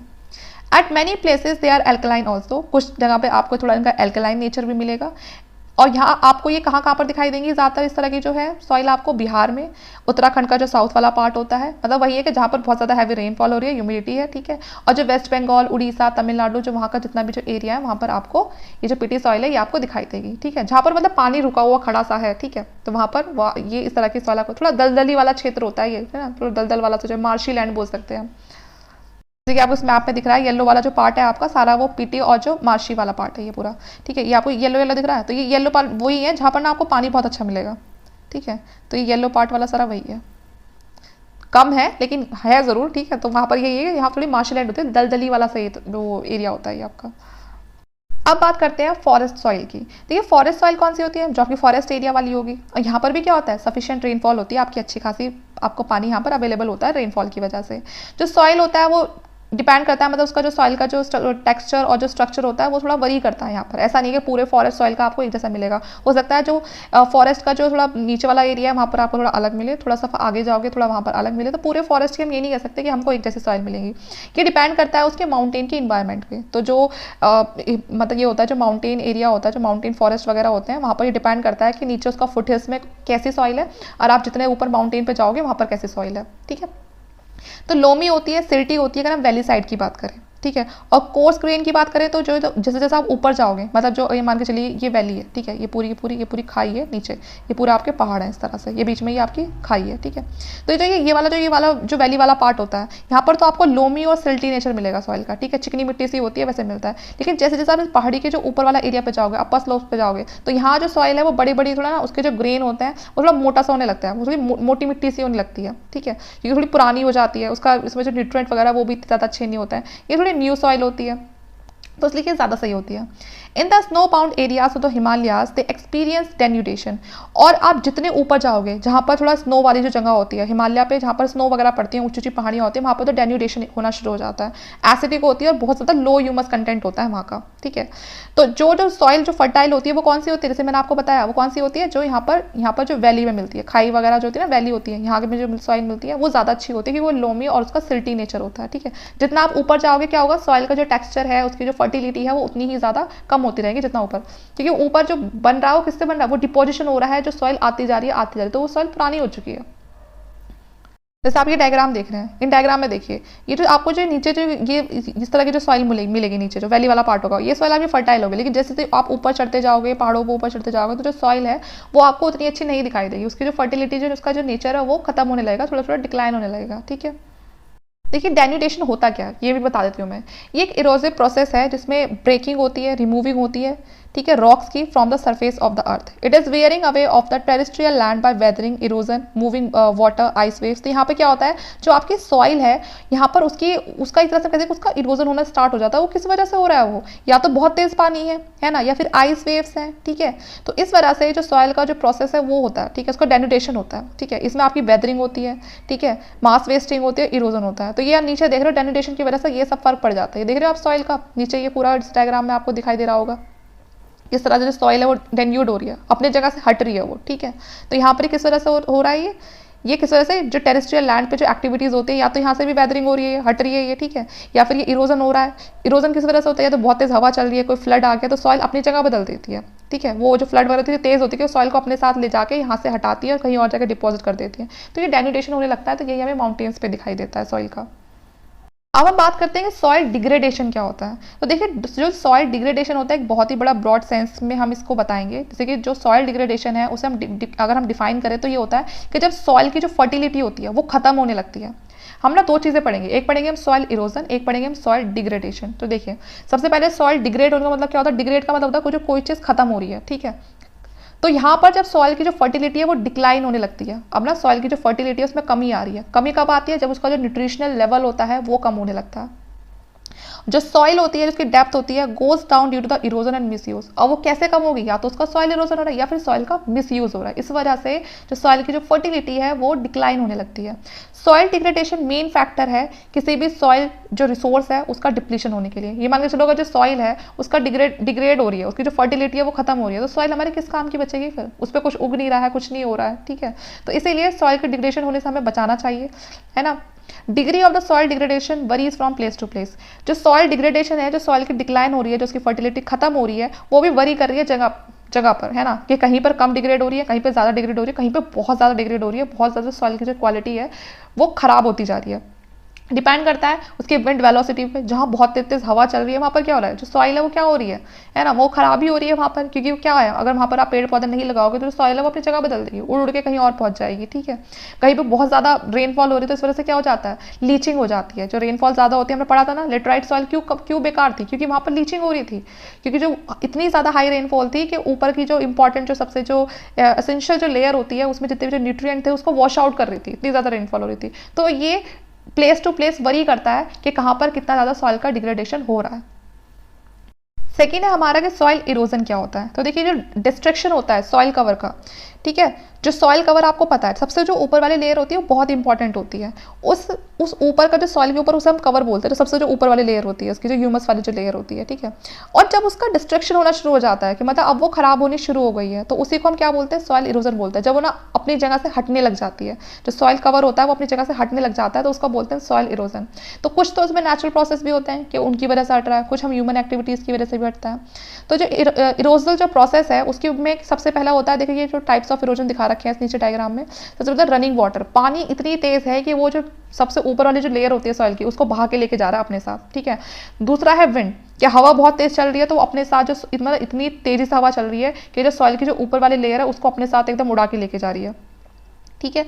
तो इसीलिए हमें दोनों ही चीज़ों में क्या बना के रखना चाहिए, बैलेंस बना के रखना चाहिए। पेड़ पौधे लगाओ जो सॉइल को एकदम पकड़ के रखें, ठीक है, और उसको कहीं इधर उधर ना जाने दें। ये आप इसमें देख रहे हैं देखिए डायग्राम में, इस डायग्राम में आपको सब कुछ क्लियर हो रहा होगा। यहाँ पर ये देख रहे हो आप, ये टाइप्स ऑफ इरोजन में दिखा रखा है, एक सेकेंड, हाँ। यहाँ पर ये किस तरह से हो रही है, यहाँ पर पहले से ये इतना जो पानी है वो पानी का बहाव आ रहा है, ठीक है। अब जो ये पानी यहाँ से निकल कर आएगा तो क्या होगा, जो इसके आसपास का जो ये एरिया है ये, ठीक है, इसका जो किनारे है, किनारों पर जो मिट्टी होगी क्या होगा, उसको अपने साथ लेके कहाँ बढ़ जाएगा, आगे बढ़ जाएगा, ठीक है। यहीं से इस तरह से तो जो रिवर्स हैं वो अपने साथ सैंड, सिल्ट, क्ले वगैरह सब लेके आती थी, फाइन पार्टिकल्स, क्योंकि वो पहाड़ों को चीरती हुई आती थी। जब वो पहाड़ों से निकलती हुई आती थी तो वो अपने साथ इसलिए बहुत सारी चीज़ें लेके आती थी क्योंकि वो पहाड़ों को काटती हुई आ रही है। तो जब पहाड़ों को काट रही है तो कुछ तो वहाँ से निकल रहा होगा ना, तो वही आके उसने क्या कर दिया, आगे चल के जो नॉर्दर्न प्लेन्स है उनको बना दिया। तो एक तो ये होता है इरोजन का, ठीक है, कि जब वो रिवर्स वगैरह बहुत स्पीड से आती हैं तो वो ऐसे पहाड़ों को ऐसे कट करके आती हैं, तो वहाँ पर भी कुछ वेदरिंग वगैरह हो जाती है। दूसरा है ये आप देख रहे हो इसमें सेकंड वाली फिगर में, ये पानी है, ये पानी बार बार वेव्स है, ये कहाँ टकरा रही है, यहाँ पर इस वाली ये है, ये जो ये सरफेस लैंड है इस पर टकरा रही है। तो ये बार बार इस पर टकरा रही है, मिट्टी पर फर्क नहीं पड़ेगा क्या, मिट्टी अपनी वहाँ से वो वीक नहीं पड़ जाएगी। जब बार बार कोई मान के चलो कोई बार बार आपको धक्का दे रहा है, तो एक ना एक बार तो आप भी अपनी जगह से हिल जाओगे। तो यहाँ पर भी सेम वही है। दूसरा ये दिखा दिया, पहले देखिए किस तरह से थी ये, यहाँ पर ये पहले सिंपल थी, इतनी ज़्यादा गहरी नहीं थी, लेकिन पानी लग के देखा कितनी कितनी गहरी हो गई अंदर से, है ना, कितने अंदर तक से इसकी मिट्टी हटा दी है। ठीक है, ये विंड है। ठीक है, जब विंड ब्लो करती है बहुत ज़्यादा ऐसे कर रही है तो ये करते हैं अपने साथ बहुत सारे सॉइल को उड़ा के ले जाती है। तो यहाँ पर भी वही हो रहा है। ये ग्लेशियर्स हैं, ग्लेशियर भी क्या होता है, उस मिट्टी को क्या करते हैं, इरोज करते हैं। जब ग्लेशियर बनने शुरू होते हैं तो अपने लिए जगह बनाएंगे तो क्या करें, मिट्टी को वहाँ से हटा देते हैं। यहाँ पर ये पानी है, पानी बार बार यहाँ से ऐसे गिरेगा, बार बार गिरेगा, जो झरने होते हैं बार बार गिरेगा, तो क्या होगा, अपने साथ कुछ तो सॉइल लेके भी गिरेगा वो, तो इस वजह से इरोजन हो रहा है। Sometimes such a balance is disturb by natural और ह्यूमन फैक्टर। जैसे कि मैंने आपको बताया कुछ चीज़ें कभी कभी नेचुरली होती हैं, कुछ ह्यूमन एक्टिविटीज़ की वजह से भी होती है, लेकिन कहीं ना कहीं यहाँ पर जो सॉइल का रिमूवल है वो देखने के लिए मिलता है बहुत ही बड़ी ग्रेटर रेट पे। तो देखिए यहाँ से सॉइल का जब इरोजन होता है विंड की वजह से, वाटर की वजह से, तो इस तरह से ना ये हट जाते हैं पूरे के पूरे, जो ये ना ये इस तरह से ये यहाँ पर ये जगह बन जाती है। यहाँ से सॉइल इरोजन हुआ है इसलिए यहाँ पर क्या बन गई, गलीज बन गई है। ठीक है, human activities too are responsible for soil erosion to a great extent. As the human population increase, the demand on the land also increase. तो जैसे हमें पता ही है कि ह्यूमन पॉपुलेशन इंक्रीज होती जा रही है तो लैंड की जो डिमांड है वो भी इंक्रीज होती जा रही है। जो फॉरेस्ट है और जो दूसरा जो नेचुरल वेजिटेशन है इस वजह से हम उसको रिमूव कर रहे हैं, क्योंकि हमें क्या चाहिए, लैंड चाहिए अपने सेटलमेंट के लिए, कल्टिवेशन के लिए, है ना, एनिमल्स को भी ग्रेज कराना है, और दूसरी बहुत सारी नीड्स है कि हमें फैक्ट्रीज लगानी है, कंपनीज लगानी है, स्कूल खोलने हैं, हॉस्पिटल खोलने हैं, लैंड चाहिए। तो इसीलिए हम अपने फायदे के लिए जो लैंड है क्या कर रहे हैं, उसको अपने हिसाब से हम उसको वहाँ से जो उसका सॉइल है, बताओ जब आप कोई फैक्ट्री वगैरह लगाओ तो क्या होगा, वहाँ से सॉइल रिमूव नहीं होगी क्या, तो उस वजह से भी सॉइल इरोजन होता है। तो यहाँ पर हम ये हो गई आपकी ह्यूमन एक्टिविटीज़ की वजह से। अब तक जो हमने पढ़ी वो कौन से थे, वो नेचुरल एक्टिविटीज़ की वजह से थे, और ये ह्यूमन एक्टिविटीज़ की वजह से हो रहा है। सॉइल इरोजन में क्या होता है, जो विंड और वाटर होता है वो बहुत इंपॉर्टेंट रोल प्ले करता है, क्योंकि वो जो सॉइल इरोजन को करने में कैसे करता है, क्योंकि इनके पास अगर जो पानी है या फिर जो हवा है वो अगर बहुत तेज़ी से चल कर आएगी, ठीक है ना, बहुत स्पीडली चल कर आएगी, तो वो किसी भी सॉइल को क्या कर सकती है, वो रिमूव कर सकती है उसकी जगह से। ठीक है ना, और उसको ट्रांसपोर्ट भी करती है, भाई कहीं ना कहीं तो अपने साथ लेकर जाएगी ना, कहीं ना कहीं तो डिपॉजिट भी करेगी। अगर यहाँ से उसको इरोड किया है तो कहीं पर जाके उसको डिपॉजिट भी करेगी आगे जाके। तो जो विंड इरोजन होता है वो सिग्निफिकेंट होता है बहुत ज़्यादा एराइड और सेमी एराइड रीजन में, हम सबको पता है, क्योंकि वहाँ पर मॉइस्चर कंटेंट तो होता नहीं है, सॉइल तो वहाँ पर वैसे ही बड़ी फ्री सी होकर घूमती रहती है, उड़ती रहती है। तो वहाँ पर अगर हवा चलती है तो जो मिट्टी होती है वो बहुत जल्दी अपनी जगह छोड़ के कहीं और पहुँच जाती है। जहाँ पर हैवी रेनफॉल होती है, स्टीप स्लॉप्स होते हैं, ठीक है ना, वहाँ पर भी क्या होता है, इरोजन आराम से हो जाता है, क्योंकि मान के चलो इस तरह का जो एरिया है, ठीक है, स्लोपी एरिया, वहाँ से पानी गिर रहा है, तो वो भी अपने साथ सॉइल को बहुत ईजिली लेके चला जाता है। मैं आपको एक डायग्राम में दिखाती हूँ। इस डायग्राम में देखिए पानी आ रहा है, कितनी हाई स्पीड से आ रहा है, ये क्या लेके जा रहा है, ये जो पूरा का पूरा ये जो यहाँ पर जो सॉइल है इसको अपने साथ लेके जा रहा है पानी में इस तरह से बहा के। ठीक है, तो जो वाटर इरोजन होता है उसको भी आपको हल्के में नहीं लेना है, वो भी एक बहुत ही सीरियस है, मतलब हम कहेंगे सीरियस ऐसा वो है इशू, जिसे हमें मतलब देखना चाहिए कि किस तरह से कि हाँ यहाँ पर ये जो सॉइल है को है अपने साथ ये लेके जा रहा है। लेकिन ये नेचुरल फैक्टर है, इसमें हम कुछ कर नहीं सकते हैं, लेकिन इस तरह की जो एक्टिविटीज़ हैं, जो नेचुरल एक्टिविटीज़ है वो बहुत सारे एरियाज में देखने के लिए मिलती है, जिस वजह से बहुत ज़्यादा वाटर इरोजन हमें देखने के लिए मिलता है इंडिया के अलग अलग पार्ट में। ठीक है, और बहुत ही एक्सटेंसिवली हमें ये चीज़ें देखने के लिए मिलती हैं। Water erosion take place mainly in a form of, तो वाटर इरोजन की अगर हम बात करें तो आपको दो तरीके से देखने के लिए मिलेगा, एक शीट इरोजन, एक गली इरोजन। सबसे पहले आप ये देख रहे हैं, मतलब हमें ऐसा लगता है कि अच्छा अभी ये हमने फिगर को तो देख लिया, लेकिन ऐसी जो ये चीज़ें हैं ना, इतना फर्क आने में इनको ना बहुत टाइम लग जाता है। ठीक है ना, बहुत टाइम, ये नहीं है कि ये साल 2 साल वाला काम नहीं है, बल्कि बहुत सालों वाला काम है। ठीक है, तो यहाँ पर एक प्लेन लैंड देख रहे हो, सबसे पहले बारिश की वजह से इस तरह से शीट इरोजन होता है ना, ऊपर की जो लेयर ऐसे हटती है, इस तरह हल्की फुल्की जगह बन जाती है। उसके बाद ये चीज़ इसमें कन्वर्ट हो जाती है, कुछ साल बाद ये पूरी ऐसे गली बन जाती है, इसको बोलते हैं गली इरोजन बोलते हैं इसको। ये शीट इरोजन है इधर वाला, और यहाँ पर गली इरोजन है। ठीक है, ये अपनी रास्ता बना लिया ऐसे करके, आगे दिखाऊंगी अब आगे क्या बन जाएगा। आगे चल के यही क्या बन जाती है, वैली बन जाती है, बड़ी बड़ी जो खाई जैसी होती है वो बन जाती है। सबसे पहले मैं आपको पूरा जो शीट इरोजन है इसके बारे में बता देती हूँ। जैसे मैंने कहा कि ये टेक प्लेस करती है जो level land after a heavy shower, बहुत ज़्यादा तकड़ी अगर बारिश होती है तो इस वजह से जो सॉइल का जो ऊपर वाला पार्ट होता है वो रिमूव हो जाता है। हार्मफुल होता है ये, ठीक है ना, क्योंकि उसमें जो फाइनर पार्टिकल्स होते हैं वो रिमूव हो जाते हैं, और वही फाइनर पार्टिकल्स हमारे सबसे ज़्यादा फर्टाइल होते हैं और वही यहाँ से चले जाते हैं, तो इस वजह से सॉइल को बहुत ज़्यादा नुकसान देखना पड़ता है। तो ये होती है आपका शीट इरोजन, ऊपर वाली लेयर गायब हो जाती है इसमें। ये आ गया हमारा गली इरोजन, जैसे कि मैंने आपको बताया वो था पहले सबसे ऊपर शीट लेयर वाली जो थी वो पूरी पूरी गायब हो गई, फिर ये धीरे धीरे ना इस तरह से गलीज बन जाती हैं, ये देख रहे हो, ये इस तरह से गलीज बन जाती हैं। ठीक है, जो गलीज होती है वो इतनी डीप होती जाती हैं, रेनफॉल की वजह से वो इतनी ज़्यादा डीप होती जाती हैं। ठीक है, और cut the agriculture land into the small fragments and make them unfit for the cultivation. ठीक है, और ये अपने आप को बिल्कुल ऐसा अनफिट बन जाती हैं फिर ये, क्योंकि इस तरह से अब लैंड अगर इस तरह से हो जाएगी तो देखिए तो उस पर एग्रीकल्चर तो आप कर ही नहीं सकते हो, और धीरे धीरे फिर क्या होती है कल्टीवेशन के लिए पूरी तरह से अनफिट हो जाती हैं और ये ऐसे से ऐसे बन जाती हैं। ये आप देख रहे हो, ये मतलब कहाँ शीट लेयर पे कहाँ हल्की सी लेयर हटी थी और देखते देखते देखते देखते सॉइल इरोजन की वजह से धीरे धीरे धीरे धीरे इस तरह से बन गई है। तो कितनी सारी मिट्टी हट गई यहाँ से, ठीक है। तो ये ऐसा नहीं है कि आपको महीने 2 महीने में दिख जाएगा, इसके लिए आपको बहुत सालों तक इंतजार करना पड़ेगा, जब जाके वो शीट इरोजन से यहाँ ये पूरा इस तरह आपको देखने के लिए मिलेंगी। अब हमारा next topic badland topography.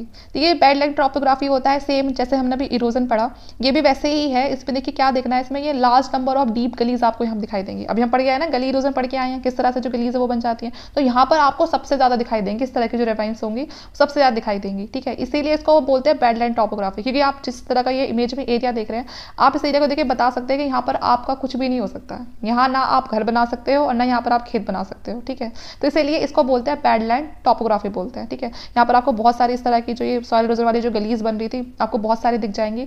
Ravines जो होती है बहुत ज़्यादा वाइड स्प्रेड होती है, ऐसा नहीं है कि कोई छोटी मोटी पतली सी बन रही है, नहीं, बहुत बड़ी बड़ी ऐसे बन जाती हैं। इस एरिया को हम बोलते हैं चंबल बेसिन बोलते हैं, बेसिकली हम इसको चंबल बेसिन के नाम से जानते हैं। ये आपको तमिलनाडु और वेस्ट बंगाल वाली एरियाज में काफ़ी देखने के लिए मिलेंगी इस तरह की जो बैडलैंड टॉपोग्राफी होती है, ठीक है।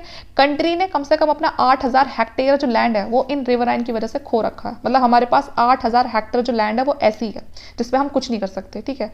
और ये हर साल बढ़ती जा रही है ये, ठीक है ना। मतलब हर साल इस तरह से 8-8 हज़ार करके हर साल बढ़ती जा रही है। तो सोचो हम कितना ज़्यादा नुकसान हो रहा है हमारा। अगर ये अच्छी लैंड होती तो यहाँ पर भी हम कुछ कुछ अच्छी चीज़ उगा सकते थे या कुछ अच्छी तरह की कोई चीज़ें बना सकते थे यहाँ पर। लेकिन यहाँ पर हम हर साल 8,000 हेक्टेयर ऑफ जो लैंड हमारी ऐसी है जिसे हम हर साल खोते जा रहे हैं इस बैडलैंड टॉपोग्राफी में जो चेंज होती जा रही है हमारी। Problems of soil erosion and cause of soil erosion दोनों देखेंगे तो सॉइल इरोजन हमें पता चल गया अपने आप में क्या है, बहुत ज़्यादा सीरियस प्रॉब्लम है इंडियन एग्रीकल्चर के लिए, कि सीधा नेगेटिव इफेक्ट ही देखने के लिए मिल रहा है इसका।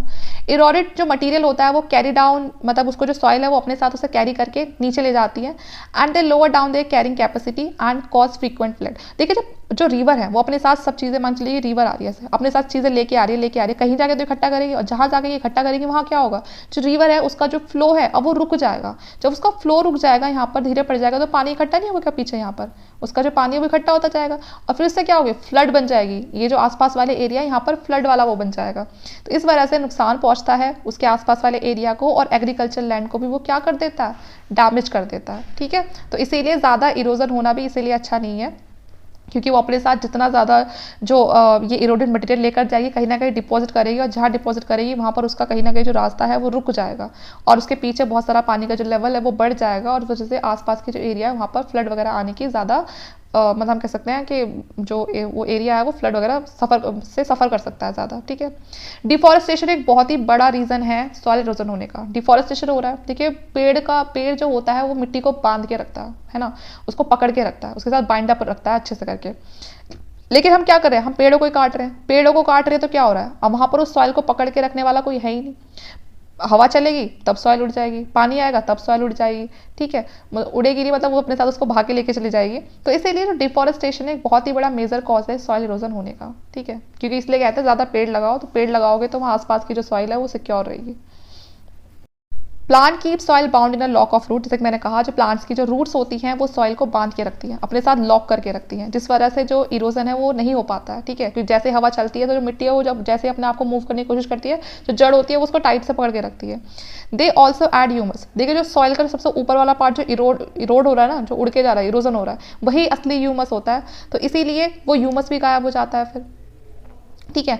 और जो प्लांट होते हैं वो ह्यूमस बनाने में बड़ी हेल्प करते हैं। देखिए जो सॉइल का वो है, हमने किसी भी जगह पर हमने पेड़ लगा दिया, अब पेड़ में कुछ उसकी ऐसा तो है नहीं वो पेड़ हमेशा ऐसे ही रहेगा, उसकी कुछ तो लीव्स वगैरह उसकी जो टहनियाँ है ब्रांचेज है वो टूटती भी तो है, टूट के कहाँ गिरेंगी, लैंड पे गिरेंगी। और लैंड पे गिरने के बाद क्या होगा, वो डिकम्पोज होगी वो किससे मिलेंगी, वो उसी सॉइल में तो मिलेंगी, तो वो ह्यूमस प्रोवाइड करेंगी, ठीक है। तो इसलिए हमें प्लांट इसलिए भी लगाने चाहिए जिससे कि जो हमारी सॉइल है उसका ह्यूमस लेवल बढ़े।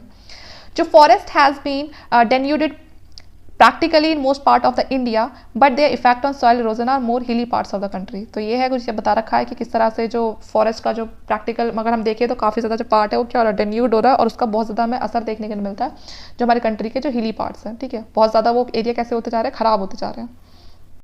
अब बात करते हैं हम सॉइल कंजर्वेशन की।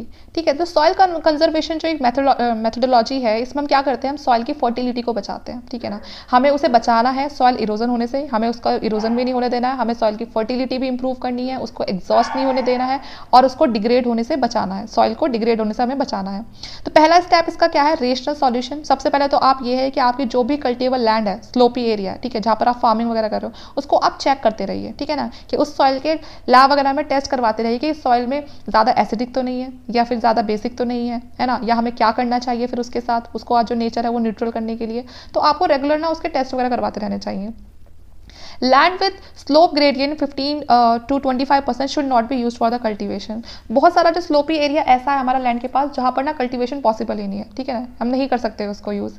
If at all land is to be use for agriculture, terrace should carefully be made. जब भी आप एग्रीकल्चर करो तो ये टेरिस फार्मिंग जो आप नीचे देख रहे हो है ना, इसको आप अच्छे से मेंटेन करने की कोशिश करो। जब भी आप बनवाओ उसको अच्छे से बनवाओ, ऐसा ना हो कि आप टेरिस मतलब वो जो ये जो दिख रहा है ना आपको ये इस तरह से, तो ज़्यादातर जो हिली एरियाज होते हैं वहाँ पर ना इस तरह से ही टेरिस फार्मिंग की जाती है। ठीक है, और यहाँ पर फिर खेती वगैरह भी ऐसी की जाती है जिसको ना पानी भी ऐसा चाहिए होता है कि यहाँ पर हमारे उसके यहाँ पर मैं पानी डालती हूँ, वो पानी कहाँ पहुँचेगा, नीचे पहुँचेगा। खासकर यहाँ पर जो टी वगैरह की प्लांटेशन होती है वो ऐसी होती है, क्योंकि उसको पानी कैसा चाहिए, ऐसा पानी चाहिए जो स्टेगनेंट ना हो, एक जगह रुका ना रहे, हमेशा बहता रहे। तो इन वाले एरियाज पे इसलिए उन वाली उस तरह की जो प्लांटेशन वगैरह होती है वो लगाई जाती है।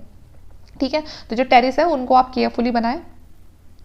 ओवर ग्रेजिंग और जो शिफ्टिंग कल्टीवेशन है उसको भी हमें रोकना चाहिए, क्योंकि उससे भी हमारी जो वेजिटेशन है जो हमारा इरोजन है वो बहुत ज़्यादा बढ़ जाता है, एक्सटेंसिव इरोजन होता है ओवर ग्रेजिंग की वजह से। जो वो होते हैं जो कैटल्स होते हैं उनको छोड़ देते हैं, वो कहीं से खा रही है कहीं से नहीं खा रही हैं, हम पूरे के पूरे लैंड पे छोड़ देते हैं, बड़े बड़े वो जो हमारे इस तरह के एरियाज होते हैं वहाँ पर छोड़ देते हैं, वो कहीं से खा रही है कहीं नहीं खा रही हैं। तो उससे क्या होता है, ओवर ग्रेजिंग की वजह से जो सॉइल की फर्टिलिटी होती है उसमें भी बहुत ज़्यादा कमी आ जाती है और सॉइल इरोजन होता है, क्योंकि जब वो खाती है तो क्या होता है, उससे सॉइल इरोड होती है।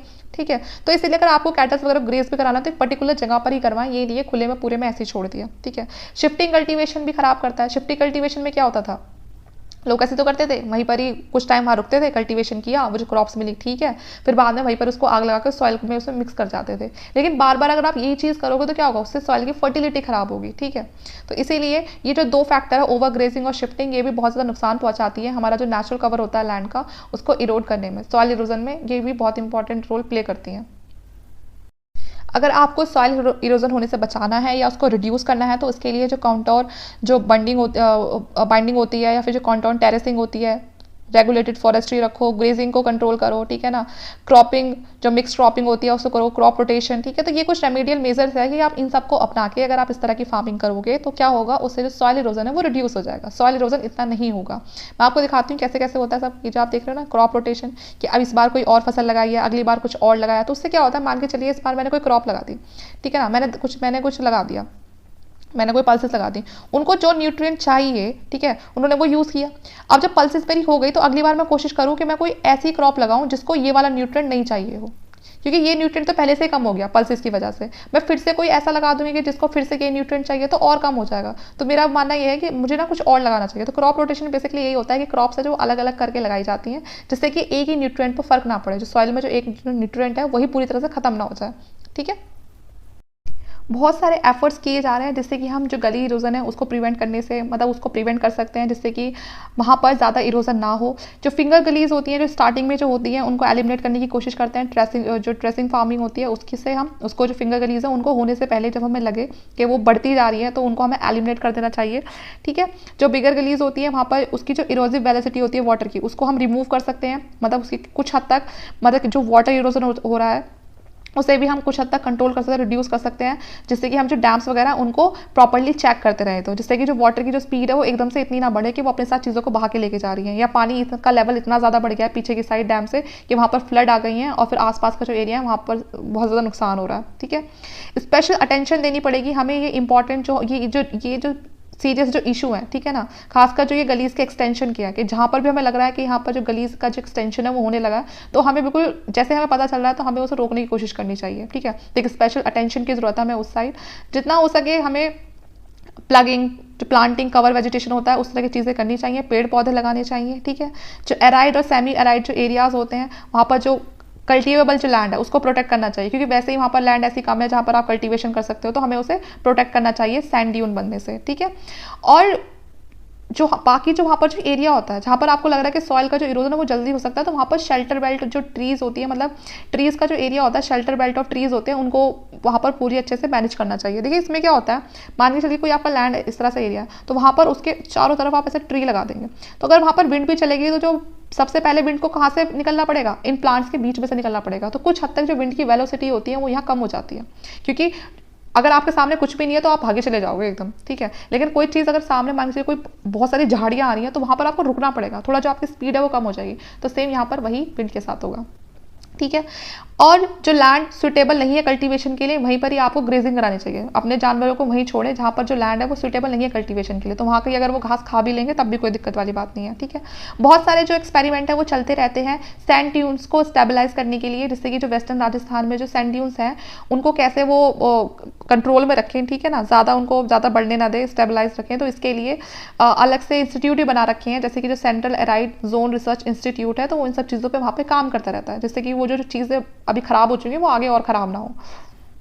Central soil conservation board setup by the government of India, तो जो सेंट्रल सॉइल कंजर्वेशन बोर्ड है इसको गवर्नमेंट ने सेट किया है इसीलिए कि जिससे कि वो प्लान बना सके सॉइल के कंजर्वेशन के लिए, कि जो हमारी कंट्री में जगह जगह पे जो सॉइल को डिग्रेड किया जा रहा है या सॉइल इरोजन हो रहा है, तो कैसे सॉइल को कंजर्व करने के लिए अलग अलग प्लान बना के हम उसको वहीं के वहीं रोक दें, ठीक है। ये जो प्लान होते हैं हमारे क्लाइमेटिक कंडीशन पर डिपेंड करते हैं, ठीक है।